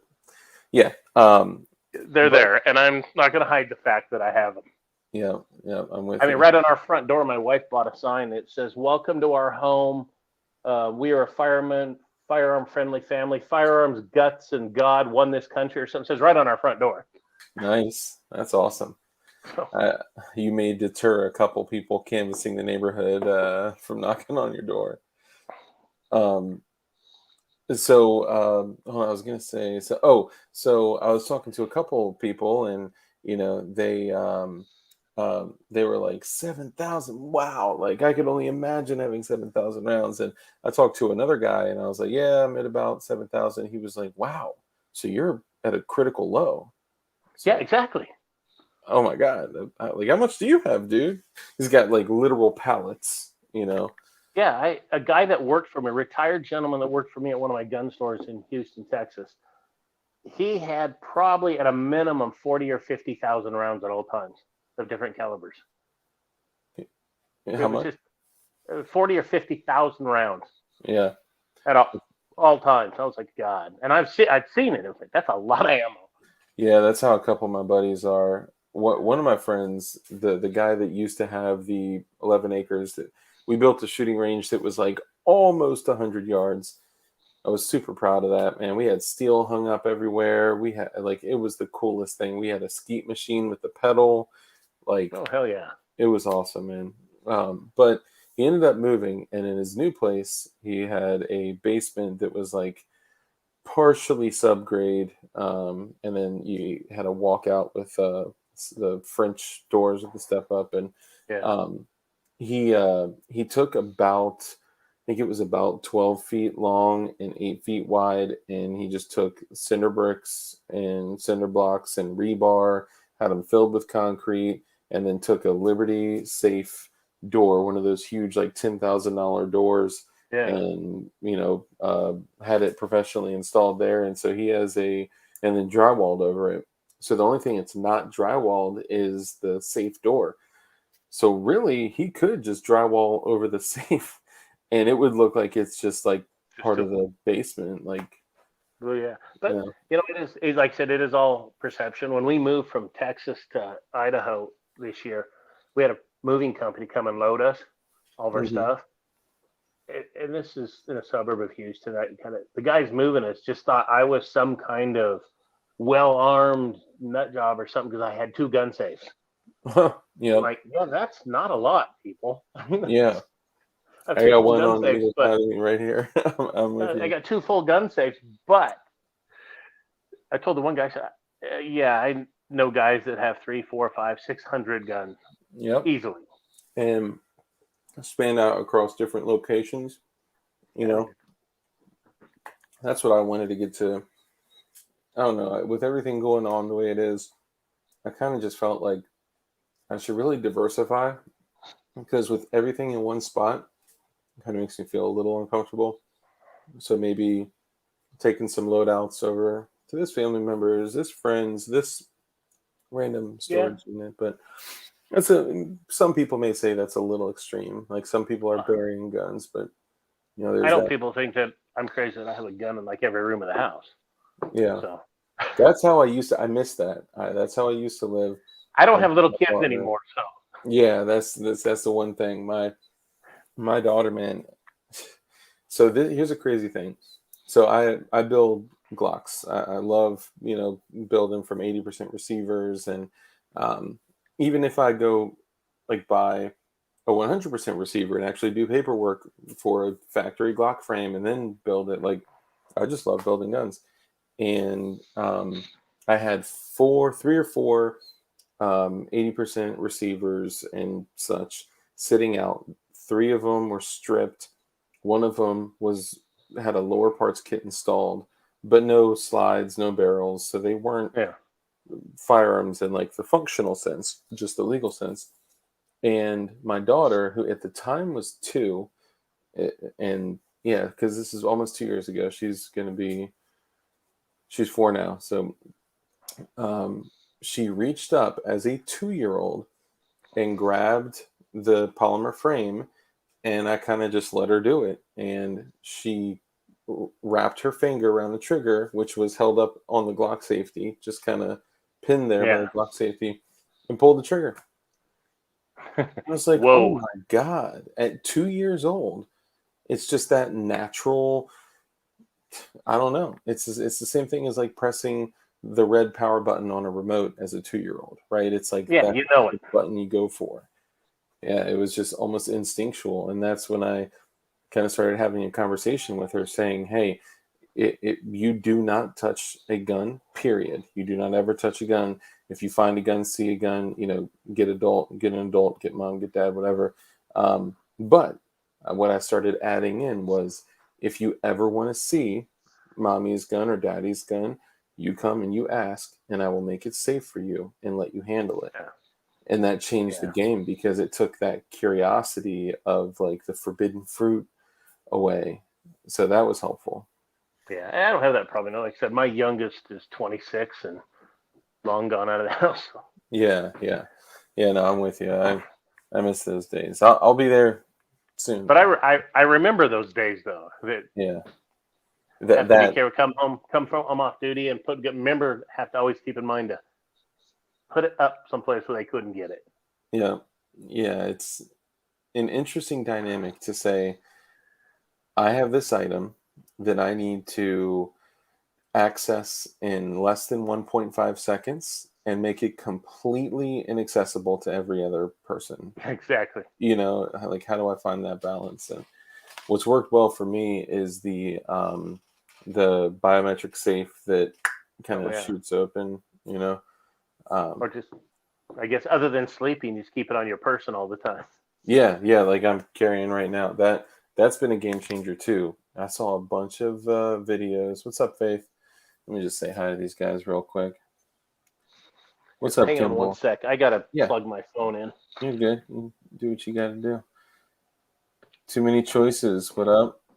Jetson. Dark. Legal question. That's where I draw the line. Just curious, can you own a demilled parts kit if it has full auto parts? It is absolutely legal for you to own full auto parts. The thing is that you have to just. So this is not legal advice, and I do not advise anyone to, do anything illegal. And at the same time, I am under the impression that, and do your own research, that it's not illegal to own full auto parts, but be aware of the way that you are storing those types of things, because it's not what it is, it's what it looks like. And if you store, a completed lower or a rifle with, a particular sized drill bit and a Dremel drill and a full auto lower parts kit and sear and it appears that it is readily convertible, then yes, you can absolutely get in trouble. Um, it would be wise to, not keep things like that together. Um, yeah, and if it's demilled, it's not a firearm. But the firearm components themselves are not illegal to own at all. You can go on Brownells right now and buy a full auto M16 sear for like under $10. Yeah, and it does have to be cut to the ATF's. Not even cut. It has to be destroyed or demilled to the ATF specifications, which, if you go on their website, are completely different than what they say that, you know. Just asking, there are some rare parts kits out there. Yes, there are. Yeah, constructive intent. That's what it is. It's not about what it is. It's about what it looks like.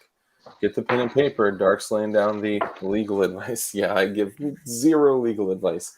I don't even give myself legal advice. I have a lawyer for that.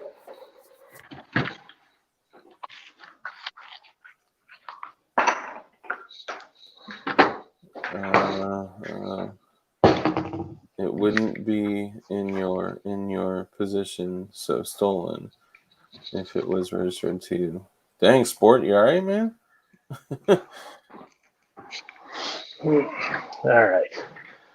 All Sorry right. about that. Had to get an Nah, extension cord to plug my phone in. you're good. I totally get it. Um, yeah, we're just kind of clearing up some things. Well, that's the thing, intent, right? Like, how do you prove intent?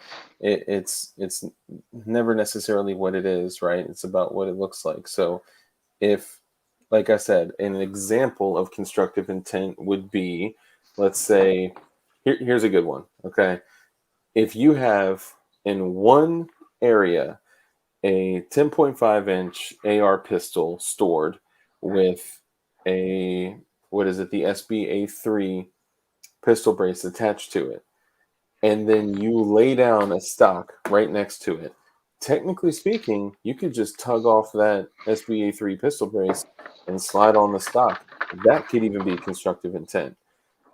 There's so many variables, right? So it's just like, be aware and be present to the way that, well, it would be important for one to be aware of the types of things that they are storing and in what type of, you know, circumstances. I don't know, because then it also depends on the individual, the agent, the police officer. Not every police officer is going to, you know, charge the same way or see things the same way. Yeah, there's a lot of discretion that people use. Yeah. And there's also a lot of times where, you know, individuals don't know every single law. You know, it's impossible to know every single law. And where we focus a lot on firearm rules, restrictions, laws, and things like that, not all police officers are gun dudes, you know? That's a fact. A lot of cops, and I was guilty of that when I probably first got into law enforcement. I wouldn't have been able to tell you about a third pin, a fully auto. I didn't know that. Yeah. I absolutely did not. Yeah, that's a good I point. rapidly and quickly learned it, but Yeah. Funny how that works. yeah, I thought the OD was different between pistol and rifle, but so they are generally, but the SBA3 actually goes on a, what is typically, I don't even want to say this out loud. Let's just say that there is not much variance, none, between the pistol braces that are used for an SBA3 and a standard collapsible 6-position stock. Um, I'm sure I'm not the one like that's, you know, letting the cat out of the bag here. So full auto Mosin bolt action loophole. Yes. Make it work. Let me see it. Um, just have to carry one at all times. Yeah. So that, personally, that's what I do. When I, and I'm not sure what your thoughts are on this.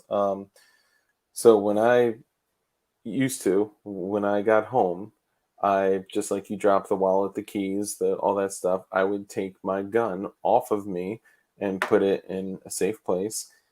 And then I would just go about my business the rest of the night unarmed unless I walked out of the threshold of my home. Now it's, if I walk out of the threshold of my bedroom, I'm armed, because I never want to be out there with less than 31 rounds of 9mm, and even if it's in my living room. And my wife even said, like, why are you carrying around the house nowadays? Well, because I've seen videos of literally like people, if I got $50,000 of guns downstairs and a guy kicks in my door and he's 4 feet away from me and I get shot and killed, like that, all that stuff down there means nothing. Like, oh, I can't go out like that. So I'm staying armed, and to the point that I go to bed, and sometimes it comes to bed with me. What are your thoughts on that? yeah, that's the whole home invasion thing. I don't know that I carry one. I mean, there's a lot of times I will have it till I go to bed, but probably not as much as you are. But I typically always have one within a few feet of myself. Yeah, and that's totally So, acceptable. but no, and that was something I know when I was in Houston. It kind of came to thinking a lot about, because there was a lot of home invasions going on down there. Yeah, And you think about that, I mean, I remember that's when I went and put one of my 45s in the kitchen in the one of the counters in the kitchen. I hid it in there with an extra magazine and stuff. I thought, hell, that's happening a lot. What happens? Somebody kicks the door in. Yeah. Yeah, I You mean know? and they're kicking in doors armed, multiple Oh yeah. people armed, you know. And And there in Houston, they were acting like they were cops or stuff like that too. There for a yeah, while. yeah, that's some scary shit right there, man. I mean, imagine like a guy like you guys, right? Like a guard, dark 50K in guns. What's your address? I was just using that as an example. That was I was being what is it called? Hyperbolic.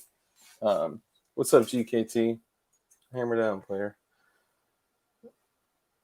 I missed something. That's okay. So Jetson says, Dark, do you have a shower 12 gauge? Um, I did have a shower 12 gauge, but I upgraded. I would keep the 12-inch 870 SBS or the Serbu Super Shorty literally in the bathroom on a really, really, really, really tall um, uh, piece. It's like the thing that goes over the toilet for like storage and stuff. And then I realized that my daughter can step up on the toilet and step up on the ledge and get up there very easily. So I was like, okay, this has to change. So now I have a waterproof case with a Ruger LCP literally in the shower.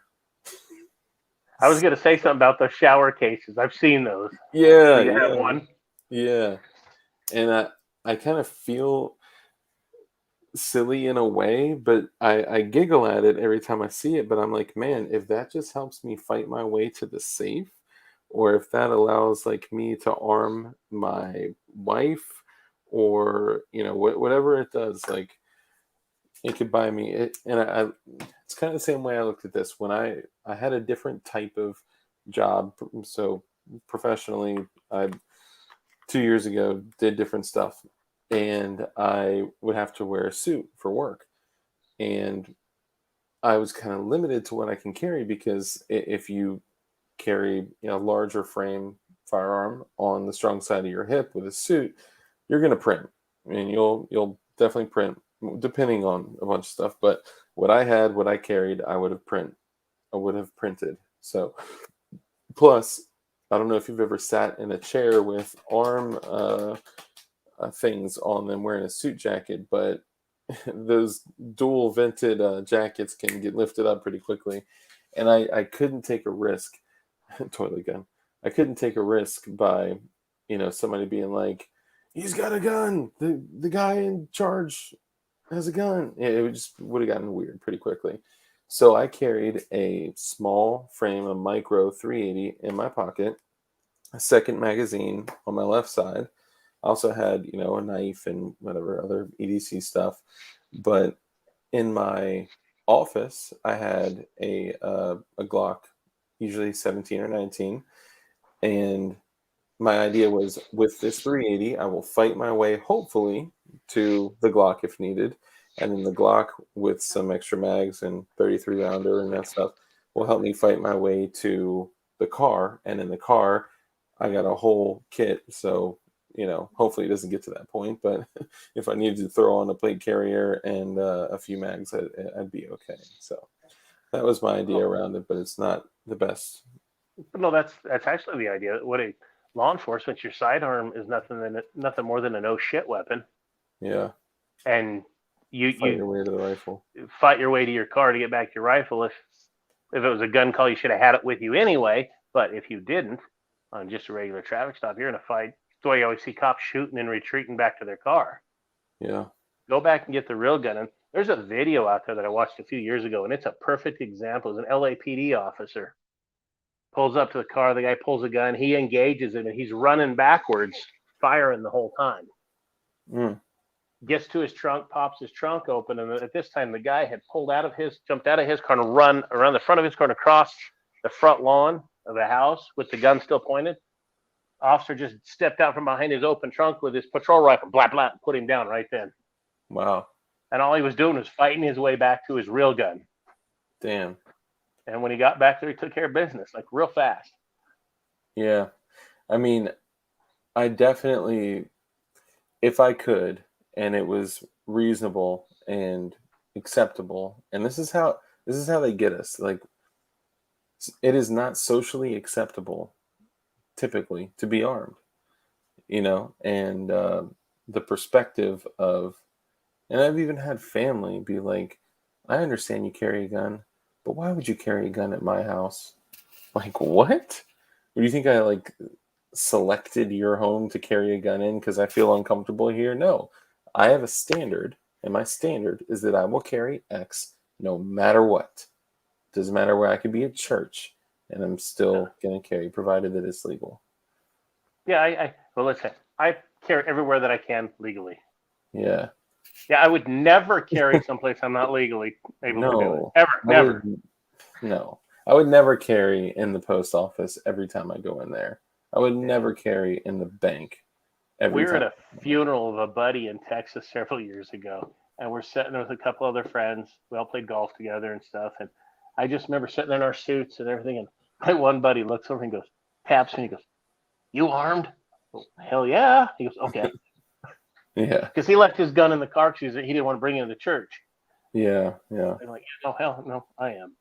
Yeah, I mean, a lot of times, like in Virginia, you're not supposed to carry in a church unless there's explicit permission by the pastor or owner of the property. And like, what am I gonna do? Get a permission? No. Self-preservation is self-preservation. That was given to us by God, you guys. The thing I look at this, if you're one of those people, which obviously I've already stated I'm not, to carry a gun in places I'm not legal, but let's Of just say course. you're not supposed to carry in Home Depot or your local bank. Yeah. This is just my own scenario here. And Joe Badass walks in, he decides he's going to start shooting up the place, starts doing it. You jump out, you put him down. I know there are some prosecutors in the country because Houston has one of them, but most places in the country, you really think they're going to charge you with carrying, actually charge you with that when you just saved a bunch of lives? That doesn't go Yeah. well in the media. Yeah. Does not look good.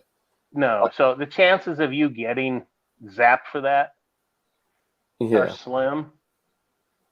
You're probably Well, going to get pulled around to the corner by some most likely supervisor, officer, detective, or something, and get your ass chewed. yeah. I mean, that's kind of the thing too, because like let's say that it was the worst case scenario, and let's say that you did, well, worst case scenario legally, that you did get charged with illegally carrying whatever that Well, like misdemeanor would at least be. you're still alive to be charged. Exactly, right? Like, if you beat the fight, right? If you live through the fight, and the worst case scenario is that you catch a misdemeanor, I would take that anytime over It's being still a good carried day. by my family and friends. Yeah. And the people you might have saved or whatever, it's still a great day. Yeah. Yeah. Very So true. I guarantee you, those people in that store or whatever are going to be damn glad you had that gun Oh yeah. when it's all said and done if you stopped it. Yeah. So Yeah.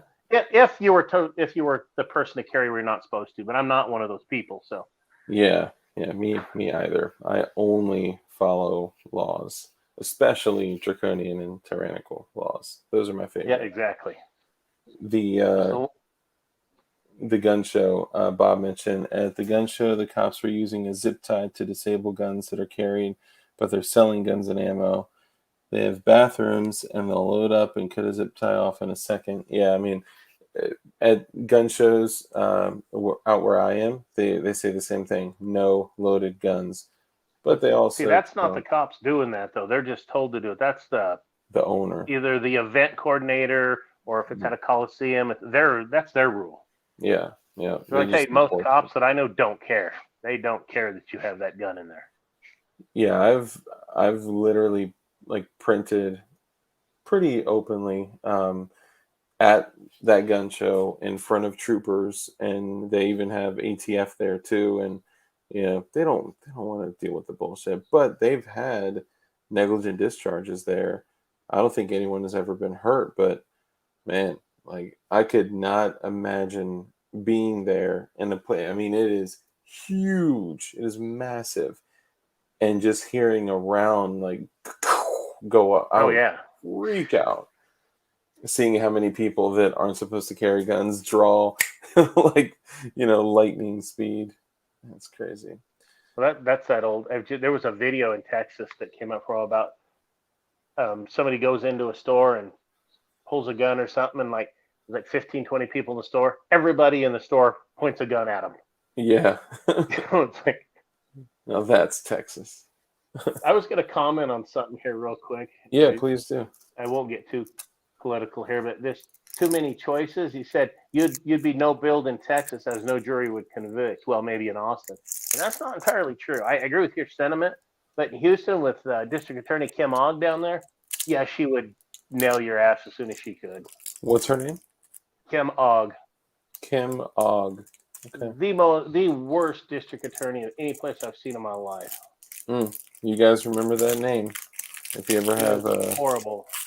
A few minutes to maybe type up. I know that FOP and the Houston police officer, they're all fighting to get rid of her so bad. But yeah, and he's true though. And most of Texas, that is a fact. He's right. You would be no bill. But in Houston, in Harris County, I'd be really careful what you do because, yeah. Just something to note. Be careful as long as Kim Ogg's still down there. I went out to Houston and Katy after Harvey hit, and I went out there just to help with, cleaning up and just giving back. And I carried a gun everywhere. I walked past so many thresholds that had signs that said no guns, weapons, whatever. Because you didn't know, like, if you walked into an area that was flooded, I had heard that there were like water moccasins displaced, like crazy animals that were displaced and could be swimming in, I think in the street. After Harvey is when Governor Abbott down there, because I was living down there during all that. I think after Harvey's when Abbott, the legislator there, did the law that basically during a national emergencies like that, all gun laws are null and void, basically. I heard about that. Everybody can carry. Yeah, no, I don't know the exact reading of the law, and I probably should have, but yeah, they passed that after that because you got to be able to protect yourself because it's lawlessness.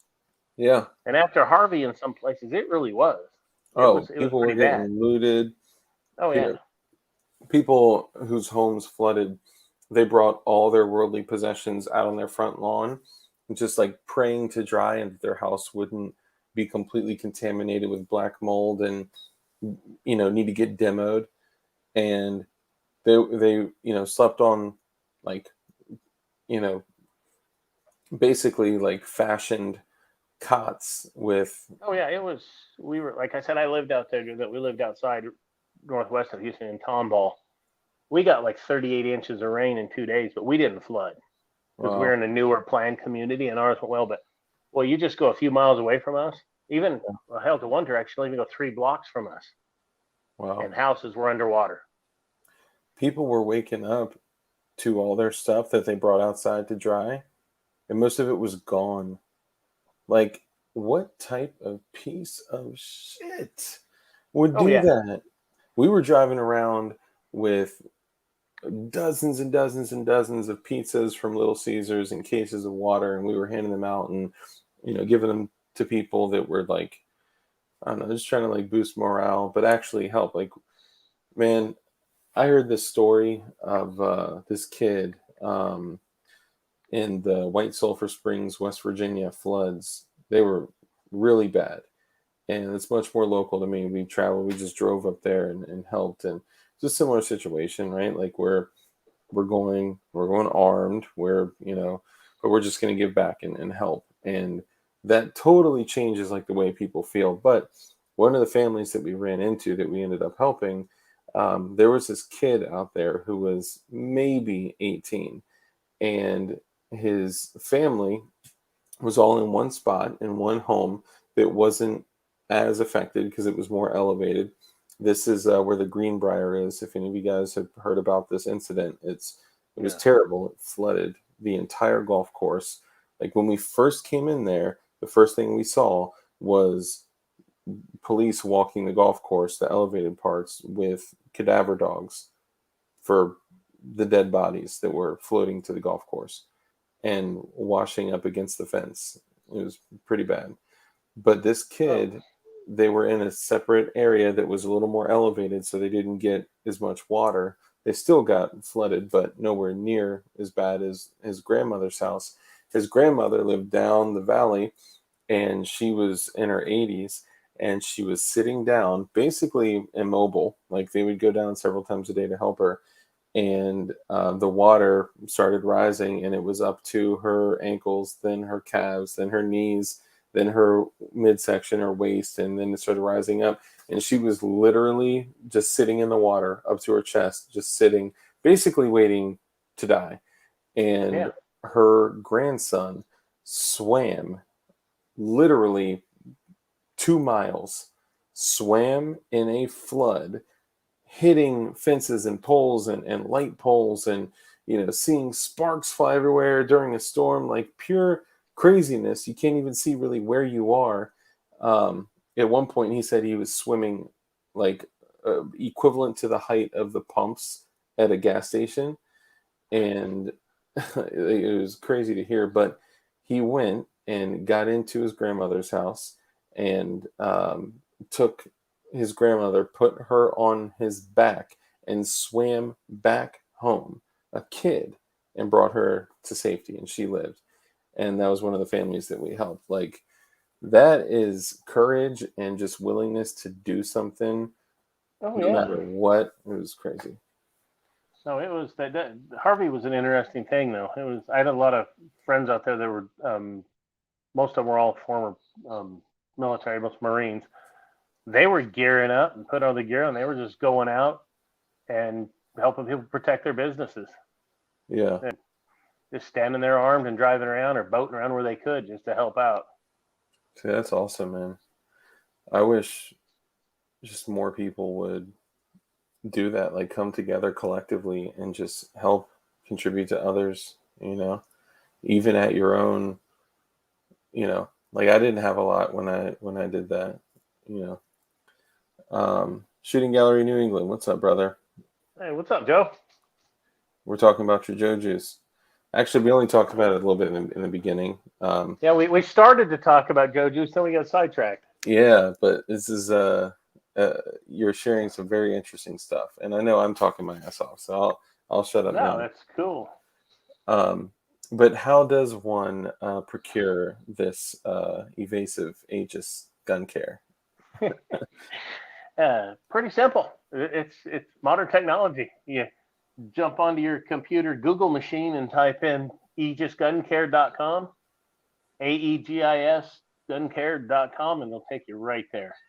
Nice. And the cool thing about it right now, we are actually doing because the new company, we've been up for a few months running, and we've done really well for the first few months. A lot better than I expected. Nice. And I've just I put a little video on Instagram today, and just I went through some stuff like financial stuff today, and was looking, thinking about stuff, and realized all the support we've gotten from the gun community, friends, new friends that we've met, being on podcasts like this, and realized we've done fairly well. Hmm. So starting today until Sunday at 5 p.m., no coupon code is needed. Any purchase, well, as long as it's over $30 on our website of gun cleaning equipment products only, it's 25% off. Nice. So That's we're a just, healthy discount. yeah, and it's just a thank you. I just calling it a flash thank you sale, Wow. because the response has been actually been amazing. I mean, we've had some great help from some people that I see here in the thing. Shooting Gallery New England, Flying Rich, John Crump, Swamp Dog. These guys have been amazing helping us to Yeah. be. Awesome. Even though I've been in the business for a lot of years with another company, but Yeah. actually starting a new company, these guys have just been amazing to help. And so 25% off. That doesn't include swag, t-shirts, and all that kind of stuff, because that's done through a third party. Yeah, only gun cleaning stuff. Unless you get the shirt that says "Future Gun Cleaning Rack." No, I'm kidding. Did you see that? I did. I heard about that. That's cool. That was actually Trey from Ghost Tactical's idea. Oh, really? It was after being on his podcast. We were the after talk, and we were BSing about it. He goes, "Ah, dude, wouldn't it be funny? Because we used to always use old t-shirts as gun cleaning rags." Yeah. He goes, you could just put future gun cleaning rag, and like the next day it was on our website as a shirt. So Wow. I That's thought it was awesome. funny. Yeah, yeah. That I mean, the coolest thing is like everybody, like you said, has that shirt, that rag, that whatever. So Yeah. being that you're, your company, what you do, it's a cool kind of, kitschy thing. I like it.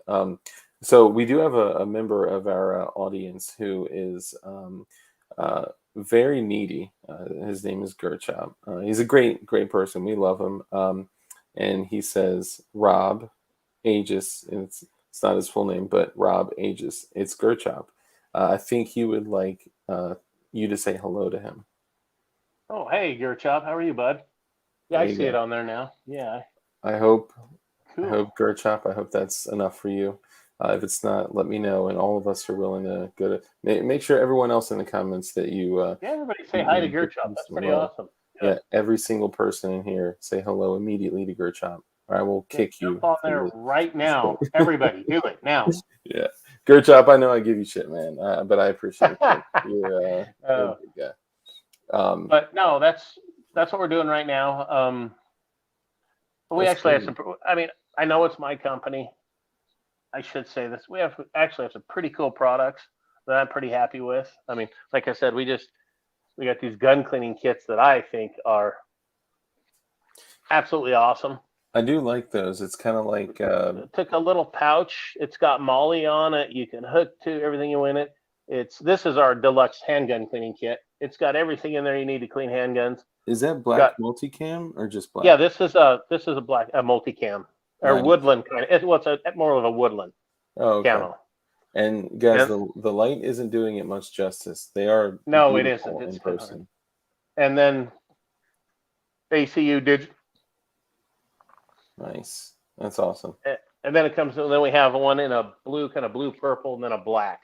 Oh, a blue purple.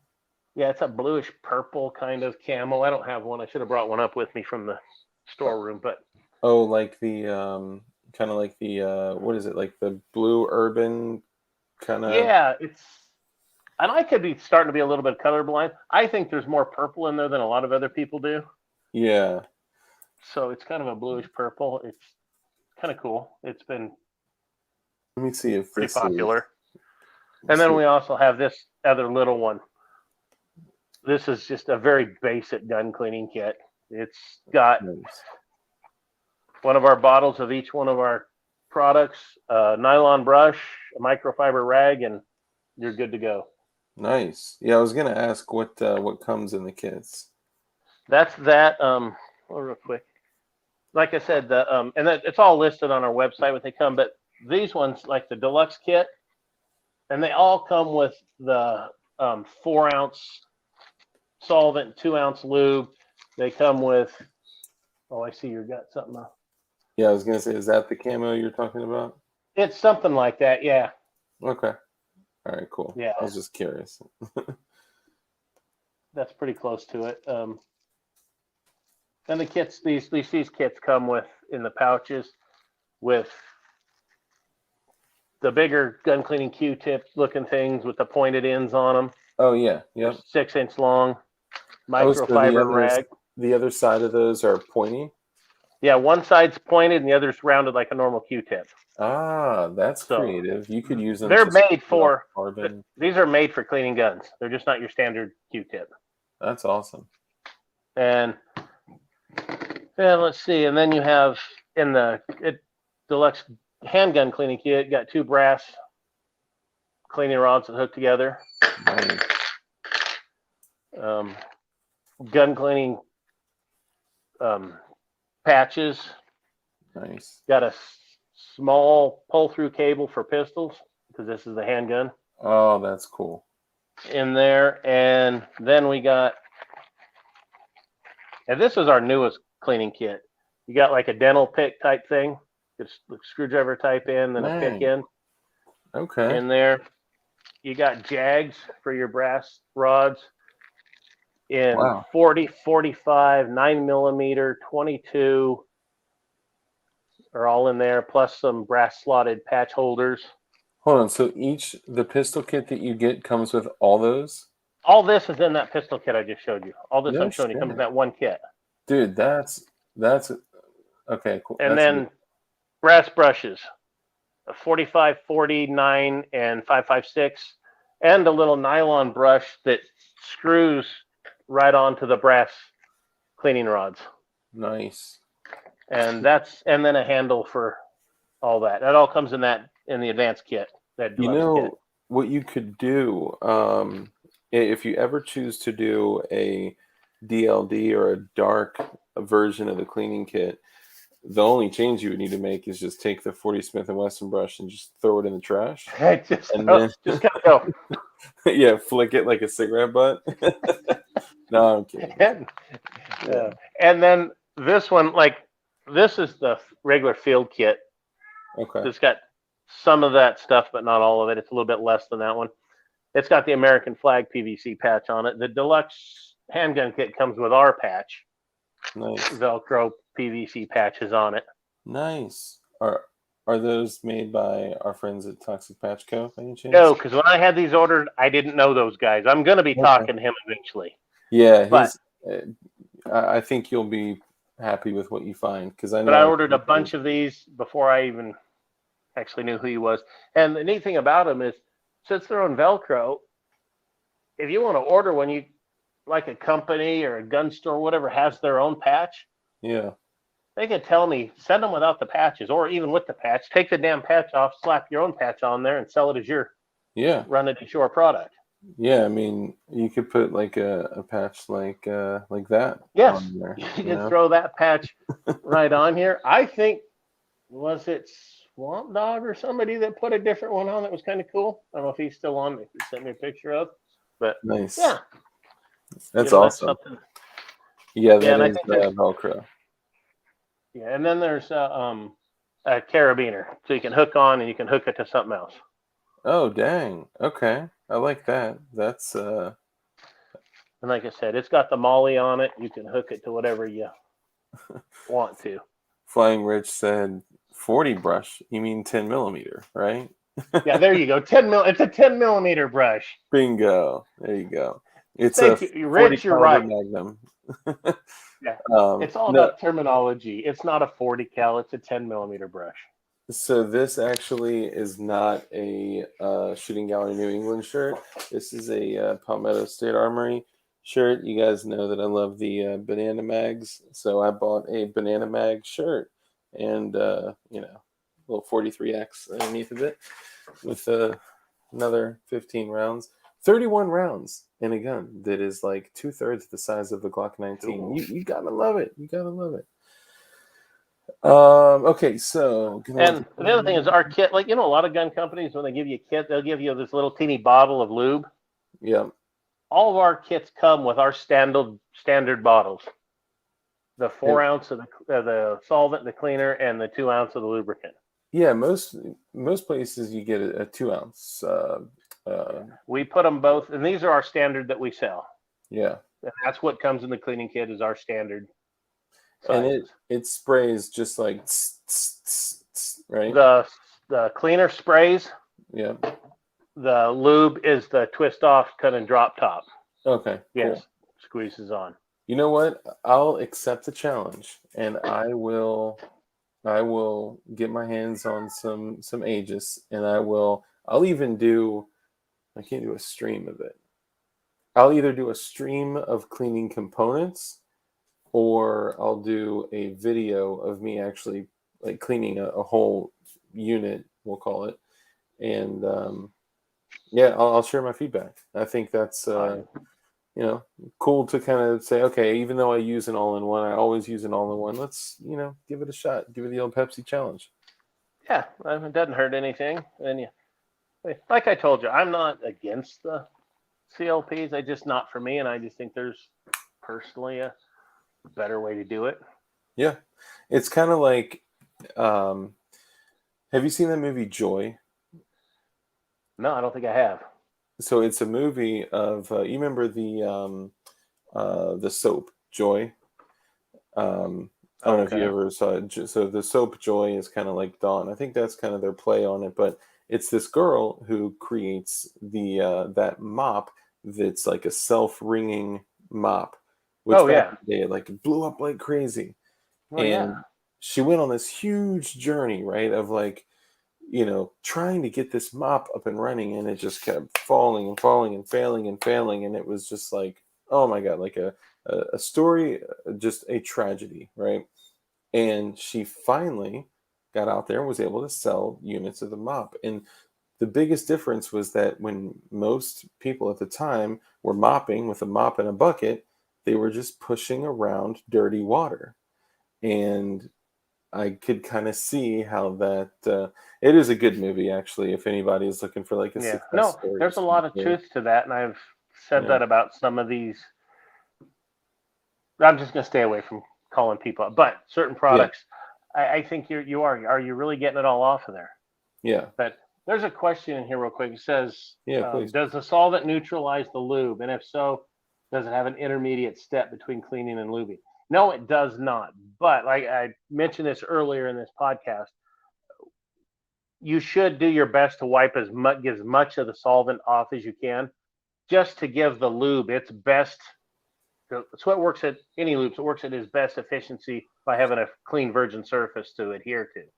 Yeah, So, but no, there's not going to be any problem like that. But you're just best to get it all off there. And no, and everybody says that CLPs are faster. They might be a little bit, but and not a whole lot. I can probably clean a gun just as fast using the two-step as somebody can with that. yeah. Because think about it, when you use a CLP, how do you do it? You put it all on there, you wipe it all down, get it all off, and then you reapply it again. Oh, Armitage, brother. If that says, it's been a while since I was in school, but I think that says rim oil is greater than CLP. And first, I'd like to start off by saying, how dare you? And what I'm saying is not the opinion of Rob with oh my God, I'm sorry, with Rod from Aegis. This is Dark's opinion. How dare you? Um, Rim oil, though it was what I started on, was one of the first ones to fail on every single test of lubricants that I've seen.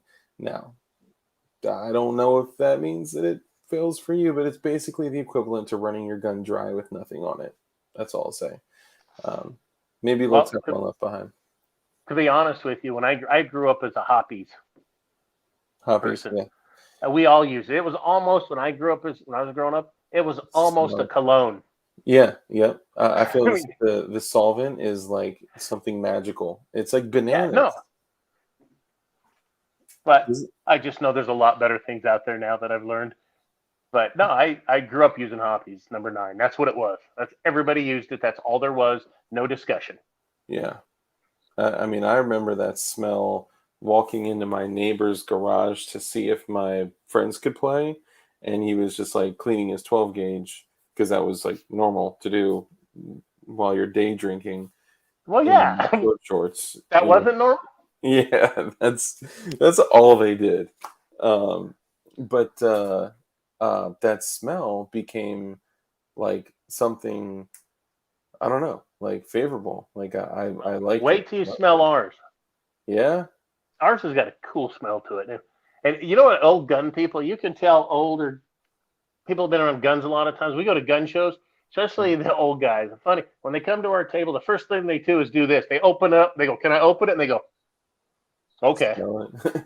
It's like, Yeah. You gotta waft. You gotta waft. I'm like, okay, well, it passed Bob's smell test, so we're good. Hey, it's gotta be good. And we have a Bob in here that I bet he would do a smell test on it. I'm just gonna throw that out there. That's I do think that they like use something with bananas and hoppies. By the way, I'm just gonna throw that out there because Well, I think it's I'll got go that one smell. farther, and I hope I don't get sued by hoppies. I think somehow they put crack cocaine in there They could, because you get so addicted to that stuff and everything, like a crack cocaine smell somehow. I don't know how they do it, but they yeah. got something good going on. They did a great job. Yeah, It they is did. So literally addictive. So kudos to you for addicting us to your odor. yeah, it's very well played, guys. Well played. Yeah, really. And send your marketing guys that did that over to talk to me. I need to chat with them. Yeah. No, I know Joy was a true story. That's why I was telling it as such.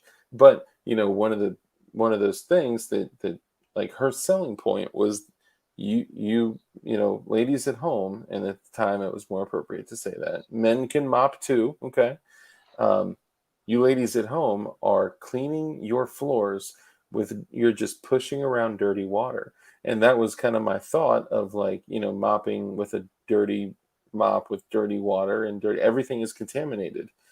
And I mean, you could be pushing salmonella around your kitchen for all you know, but my thought here was I'm just moving dirty lube all over my gun, possibly Well, with I'm glad you brought that up. I wasn't gonna, but you all-in-one. kind of are. Yeah, I mean it's there's no other way. Now I do kind of first use my all-in-one, I'll say, as like a cleaner, and then Yeah. go back over it and apply some as a So that's lubricant. my point when people say it's faster. And I'm like, really? Is it? Yeah, yeah, it's a Is it good point. really? Because you do a second application is the lube part. Most Yeah, people do when they use it. yeah, So why not use something that's not a little bit good at everything instead of use a product that's dedicated to clean yeah, and one that's dedicated to lube? yeah, That's what they're designed to do. They're not designed to be good here, good there, a little bit of that, a little bit of this. But it is. It's each to his own. I mean, yeah. I'm definitely down to try it out. I think that's cool. Um, Jetson says I use fluoride in my oil. Good, good. No, that it's not just in the left water. leftover bacon grease. There you go. Oh yeah, that's good stuff right there. We actually have a guy in our community that goes by the name of the goddamn bacon, so it may have been paying homage to him. Well, Dark, just do you use bone broth as lube in your gun, as what AJ uses? I like to use Pegasus tears. That's worked best for me in the past, but I mean, just people do me a favor. Please don't use WD-40 on your gun. no, I'm just anything but that. WD-40 is a wonderful product for some things. yeah. Cleaning your gun and lubing it is not one of them. The only place that I see WD-40 and firearms fitting into one place is if you're running an Intratec Tech 9 with hopefully 115 grain ball ammo, because that's all you're going to get through it in one hand, and then WD-40 in the other hand, and as you're firing to ensure that it runs properly. That's about the only application I could think of. And like I said, and no by no means am I bad mouthing WD-40. I have their product in my house, Yep. so we all Yeah. do. Everybody does. Yeah, I was gonna say I think everybody's got a can of WD-40. Yeah. It's So but for this application, and they don't mark it as that. I think people kind of people just start. The funny thing about it is, a friend of mine, Kevin in Houston, a while back, he started this joke and started calling our product WD-41. And that's been his running joke for a long time. And when I started a new company, I was trying to think, how do I get away with, as a joke, marketing a little bit of it as WD-41 just to be a smartass to him. hmm And I actually mentioned to my attorney, and she's like, yeah, no, don't. don't do it. I mean, I like the idea. You could Yeah. probably get away with doing a shirt, or Well, see, you know what would be good? I'm thinking right. I have a shirt designed. I haven't put it up yet. And the mhm. reason I did this is because this stuff all right here, when I go to gun shows, everybody, it never fails, at least 10 times a show, somebody walks up and grabs my stuff and so how does it compare against, and just input any name of any lube? Yep. Common question. So I'm making a shirt with our logo on it, and then right below, the one that says gun cleaning rag, it'll be the Yep. same thing, but below it, it'll say hashtag just as good. Huh. So That's funny. Yeah. So maybe I should put one that says WD-41 just as good. That would be good. I think that people are kind of like the only way they can think of it is comparison, right? I don't think that there's another way. Like even me, I came in thinking like I use CLP. What's the difference, right? So we just get trained. The same thing is like Glocks, right? And I'm like, Oh yeah, no, I that's what could I do this. said earlier. It's Ford and Chevy, Coke and Yep, Pepsi. Everybody's got their thing. yep, And they're it's funny at gun shows, you get some of these guys that are trying to get you to argue with them, and I just won't do it. I'm like, I'm glad you like your product, buddy. Stick with it. yeah, Because the other thing too is I get a kick out of these people who are so loyal to their product. I said, I'm glad you're loyal to it. I'm sure the owner of that company would love to know that you're that loyal, because I have customers that are that loyal, and I love hearing about it. yeah. That's a good So point. I appreciate it. I appreciate your loyalty. Martin So, Kaminsky has a question. Aegis, does your solvent work for black powder? yes, it does. What?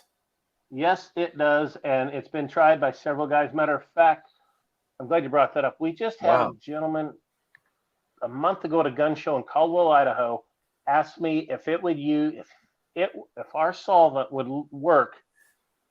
He does what's it called, Western action shooting, Yep. If a cowboy and action too.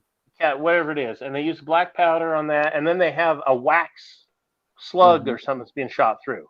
Yep. He asked me, he goes, well, your solvent, we can't find anything that won't harm the gun that'll get that wax out real efficiently. And I didn't know the answer. I'm like, Hmm. dude, I've never thought about that. I don't know. So Yeah. I gave him a bottle for free. I said, here's a free bottle. He was going to nationals in like 3 weeks in Nevada. Hmm. I said, take it, try it, free, but you have to give me feedback. Yeah. He called me last week and asked if I remember. And I said, yeah, hell yeah, I remember you. He goes, I'm calling to give you the review I promised you. He goes, number one, it didn't really work as good as anything else we have on the wax. Hmm. I go, okay, that's good to know. He goes, but cleaning the rest of the gun, the black powder and all the powder, he goes, it worked phenomenal. Wow. He goes, Yeah. I am a customer now. I said, well, thank you. That's awesome. So, Because usually, right. I mean, I hear most black powder guys saying they clean with soap and water. Yeah. So we used to clean them in our ultrasonic business, the black powder guns, all the time. Wow. We had guys that bring them in a lot. So that was his review on it to me. He said, yeah, the wax, not so much, Yeah. which is fair enough. I didn't know. Yeah, I feel like You the know, wax would kind of have to be like a temperature thing. I yeah, don't know. there's going to be more to it than just putting a solvent in there. Yeah. Yeah. But he said it kind of made it a little bit runny something he did, but it didn't really help get it out a whole lot. Yeah. But he goes, it was just as good as anything else we've used. Well, So, that's pretty cool to know. I never would have thought to ask that question, and that's an excellent question, and I think that opens up your marketability a great deal. So we're a little past the 2 hours and 15 minute mark. So let's tie it all up, and I'll let you end it on any type of message, words of wisdom, a quote, your favorite blueberry muffin recipe, anything that you want. don't eat yellow snow. No. First of all, I just want to thanks, Bud, for having me on, for inviting me on the show. Yeah, man, I of course. I appreciate the help, and I can't believe it's been 2 hours. I've had a good time. Yeah. I hope the people listening here aren't like, God, that guy's finally shutting his mouth. Oh But no, they come to talk to each other. I'm just exactly, yeah. you're just entertainment during the lull. Yeah, So exactly. Yep. I get it. But no, everybody, I mean, like I said, if you guys want to give us a try, this weekend's a good time to do it. You have till Sunday at 5. There's a 25% off of the cleaning products if you spend over $30. Yeah. Um, go ahead, give us a shot if you want to. If you're not so inclined, then don't. I mean, stick with what you're doing. If it's worked for you, I guess it'll work for you. But we do have good products. We stand behind our products. I know they're great products. They work. They do a good job, and we're good, real people. That's the other thing about it. We're not some big corporation. Yeah. This I isn't like like that. begging. This isn't begging for something. I'm just telling you, we're not a big corporation. We truly are a small business, and we appreciate every, whether it's a $7 purchase or it's a $400 purchase. We appreciate every purchase That's that awesome. that people would actually go out and spend their hard work money on our little company. So it's much appreciated. And that was like I said, the thing behind throwing this sale up this weekend is I got to looking at things and I thought, man, we've been lucky so far to Yeah. have such good support and have people like you say, hey, come on our show. Yeah. So I thought we got to give something back. So I know 25% isn't a lot to some people, but That's a lot. I mean, that's it's if a pretty good for us. I'm taking a pretty good chunk of my profit out of there yeah, I was to gonna as a say, thank you. if you've ever had to review a P&L, then 25% is a lot. If you've had to review balance sheets and P&Ls, then you It's a know. good chunk. And I wish I could do it longer. I know some other companies that run weeks with these sales, but I can't. I can do it for Yeah. a couple days and see what we do. And Yeah. but I think it's I an mean, excellent idea, and that's you're definitely bringing some more traffic over, and I think that number one, we have to maintain our tools, and if your way of maintaining your tools is your current way of maintaining your tools, then awesome. But I'm gonna give it a shot. I want to try it. I think that you know it'd be cool to kind of report back on it, do like an after action report, and be like, hey, I don't know. It seems cleaner. It smells cleaner. Or hey, I don't like it. I don't like doing two steps or whatever it is. But just keep your tools running, keep them clean. And if you want to give it a I, shot, then give it a shot. I know we're trying to get going, but I see that Armitage just did a comment. Said there's a business idea for somebody with a sonic cleaner, clean people's guns like a dry cleaner. I don't know if you heard earlier. That's how this all started. Yeah. That's what we did. And and if you guys decide you want to do that, somebody wants that idea, get in touch with me. I also sell the ultrasonic cleaners, the industrial kick-ass, not the little ones you buy off of Brownells or somewhere. They're big, they're industrial, their cleaning is amazing from them. So just throw that out there. Yeah. Actually get some, but they're not cheap. Those packages run anywhere from about $4,400 to about $12,000. So Let's see. I just cleaned my 51 Navy. Um, I'd love not to have used soap and water. Yeah, dude, I got a 1851 Colt Navy revolver as well. This is actually my great great grandfather's that he carried in the Civil War, and I've never cleaned it ever. I haven't fired it either. But so Dustin says, I'm gonna try it. Do they have a lube and solvent? Yep. yes, sir, right And there. I've been using either Ballistol or Slip 2000. Sorry, I just got here a little bit ago. No, you're good. No, Yeah, you're they very good. do. They do have. It's a two-step cleaning process. If you want to go back and catch it, I think you'll be impressed. We also talked about a lot of stuff that wasn't, you know, gun cleaning stuff, but Well, this guy I was actually kicking like that, doors. Dark. I, I've been done a lot of things over the years for different companies, and people sometimes just want to get on. And I like to talk about my products. I'm very passionate about my company, Yeah. but I also don't mind going down rabbit holes. It's always fun to talk about other things too. Oh yeah. You got. I mean, Just you get to some sit and cool talk shit. like you're sitting in a room with a beer with your friends. Yeah, yeah, you gotta love it. Every time we get a guest in here, and we've had a lot of different guests. Some really well known, some that this it could be their first time hearing about you.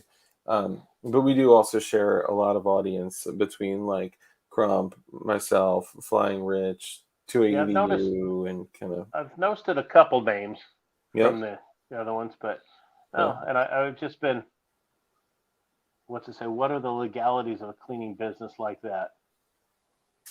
John Oh Rice, if you're yeah, serious about that, email me. I will talk to you about it. Email me at aegisguncare@gmail.com.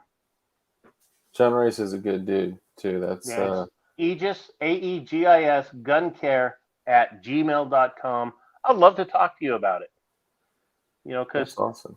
it is a cool business. My old company is still doing it, and That's they cool. do a great job at what they do, so no, it's a good idea. It actually is pretty cool. But anyway, that's our company. That's what we do. Um, like I said, we're a Idaho-based law enforcement-owned company. Um, Sorry if you don't back the blue. Maybe we're not for you, but I get it. We understand Yeah, that, but we do. Thirsty Cult is not allowed to get any. Sorry, Thirsty Cult, you're not allowed to order anything. Sorry, because you're anti Archon. Um, no, but But like just I said earlier in the podcast, we in law enforcement have done enough on our own to get that black eye. So some of it is deserved. Some of the criticism is. So well, you actually and you said it offline, so I don't want to. You said something that I thought was pretty cool. We can kind of end it on this. You had mentioned that you had possibly done some work policing police in a way. yeah, I was on for a while. I was on a task force in Idaho that we were put together to investigate crimes of jailers, police officers, and stuff like that. Yeah, and So, what? I think it's something that's everybody. You always watch movies, and everybody has got this bad thing about IA, internal affairs. Well, it's a necessity because once I go into this, it's that elephant in the room. Anybody that thinks that all cops are perfect is a dumbass. Yeah, They're not. We're just complete law enforcement is like any other career field, any profession out there. Doctors, lawyers, bus drivers, school teachers, priests, workers at 7-Eleven. There's bad apples in every group, yeah, and law enforcement is no different. But one thing I will tell you, and I told you this offline, we were talking, that you need to understand is good cops, guys that are really good cops in it for the right thing, which is 99% of them. It really is hate bad cops as much as you do. They yeah. really do. It's so there's that. And you had said something. Do you want to share what you mentioned about the what you align a dirty cop Oh, I with? personally, I have no problem. I personally think a corrupt cop that is maliciously and actively going out and breaking the law and violating his trust of the community, he's only a step higher than a pedophile.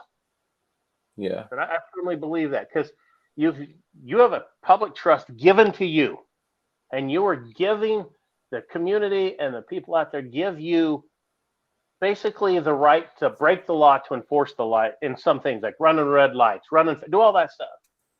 You're given this because you're trusted to be a little bit better. But we're still human. You understand cops are still human. And then you on purpose violate that trust. There's something to me that is just there's something inherently wrong with that. yeah. But When you said that, I found that really interesting because we had on another stream a conversation about actually, I'll say exactly what it was. We were reporting on the ATF's not even mismanagement, the ATF lying about their leap pay, and they were yeah, paying leap pay millions of dollars that was unwarranted to administrative staff, and those are taxpayer dollars, and like that kind of fuckery. Like you're looking at this group that, even though some people in our community may not respect the Alpha Tango Foxtrot, like some may, but this is law enforcement that is given public trust, that is given the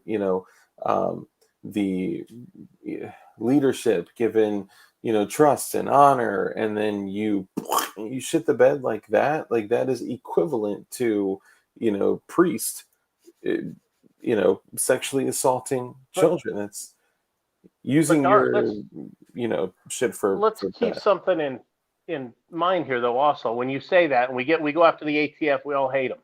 We don't hate them. I don't hate the ATF. But people have this DEA, ATF, whatever it is. But understand that was done at an administrative level. Most of the guys that are on the street, ATF agents, DEA agents, FBI doing their job, most of those guys are good guys. Yeah, I They're wouldn't just disagree trying to with do that. their job. Hmm. That's above them. It's above their pay grade. They have nothing to do with that. Most of them. Yeah, That's got to be that. People have to understand that. But it shines bad on all of law enforcement. That's the shitty part about yeah, it. It and of makes course, everybody. just like anything else, the bad will always be amplified, right? Oh, exactly. Well, that's like the old saying in any job. You could have one aw shit will take out five attaboys.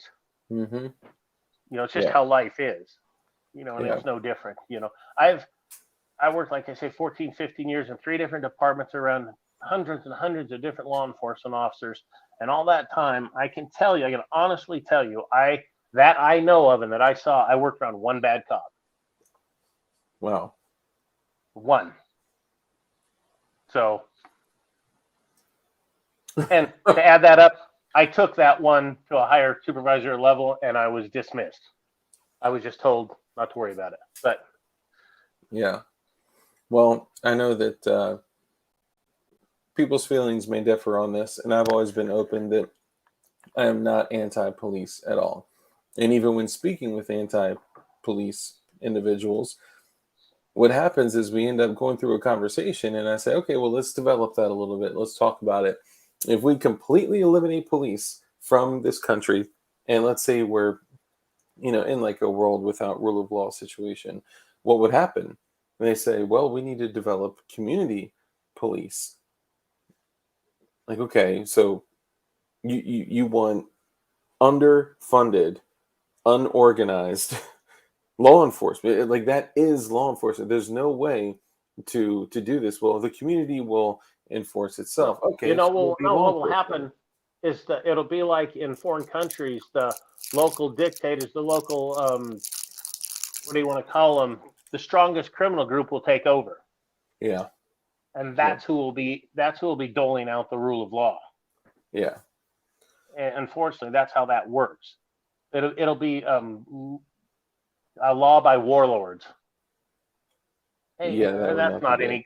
that's not good for anybody. Our law enforcement in this country by far are not perfect, Yeah, but they do a pretty good job. If you actually ever just take your bias away and look at all the good stuff and not listen to the media and look at all the good things they do, and just think, everybody talks about, they'll have this one on where he pepper sprayed a guy or a cop punched a guy where he shouldn't have. That's one incident. One incident is too much. But when you think of the millions of contact that people have with law enforcement officers every day in this country, and only a couple of them are bad, that's not a horrible percentage. yeah, yeah. And I But think it's one is people. too many, though. Yeah, yeah. I think people in general, you cannot uh, you cannot have a perfect record when you're dealing with people. There's too many things that too many variables. And But it is. It's too. That's also the other thing. I know where you want to get going, but the other thing is also, you as a cop, you have to make a decision. People like you and I now, I'm out of it, you're out of it, all these people on here, you get weeks, hours, months to put together what they should have done. yeah, That officer has a split second. yeah, In that moment in time, he's got a second or two or split second to make a decision that's going to affect the rest of his life. Are those decisions wrong sometimes? Yeah, they are. It might be wrong, but you got to put yourself into that one.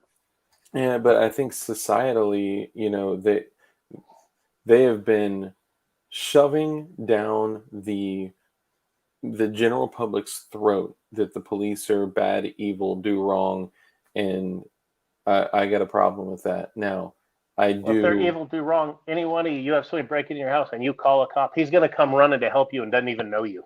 Yeah, yeah. Now, I do agree that the ATF, that I look at separately. I do not put. Now, I know they are a law enforcement agency. I get that. I feel like what their job is to overstep on our natural rights. But I also know that that's the world that we're living in, right? I can't like say, the ATF doesn't exist in my house, right? So I see general law enforcement different as agencies like the ATF, and I'm But unfortunately, some of those federal agencies, they've been politicized so bad, like the yeah, FBI, which is sad. They've just been horribly politicized. yeah. And do they really ever? And once you get that, do you think the ATF or the FBI will ever get in good standing with the American public again?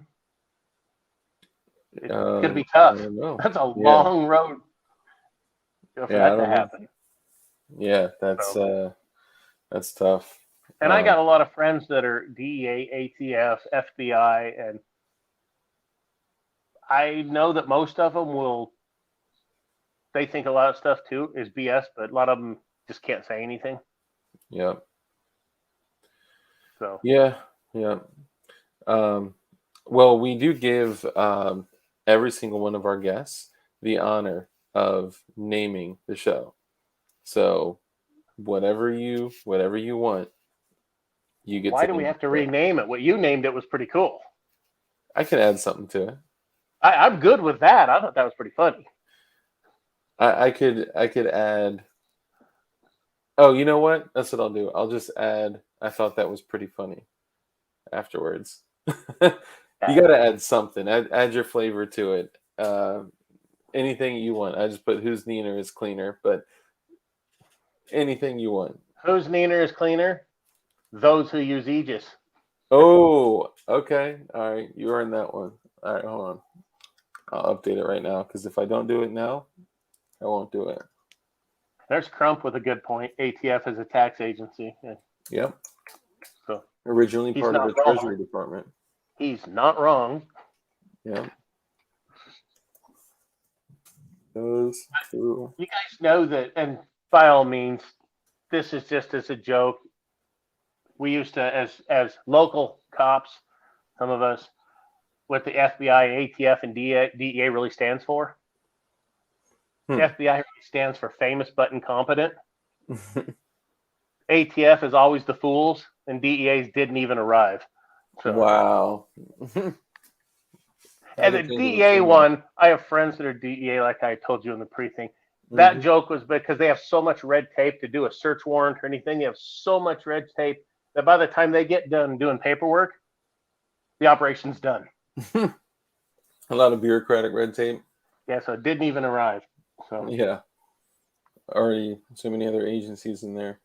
Exactly. Well, dude, I appreciate you coming on, man. I had a good time. You have a lot of really cool stories, and it sounds like your products are pretty awesome. So I'm excited to try them out. And yeah, all you guys that came in and hung out with us. We kept basically almost 50 people in here the whole time. So I know a lot of you kind of came in and out, but thank you to all you guys. And as I tell all of you every single time we do a stream, what I would tell you is, as you go along in your world and in your day, be kind. That is rule number one. Just be kind. Be a good person. Come from a place of contribution and compassion, and also become very skilled in violence. And be disciplined with that, and only use it in a situation of self-preservation if needed. But be safe and also be the most dangerous motherfucker that you possibly can be. It's your responsibility. Oh, yeah. All right, guys. Thank you for coming in. I'll see y'all later. Thanks, guys. Peace.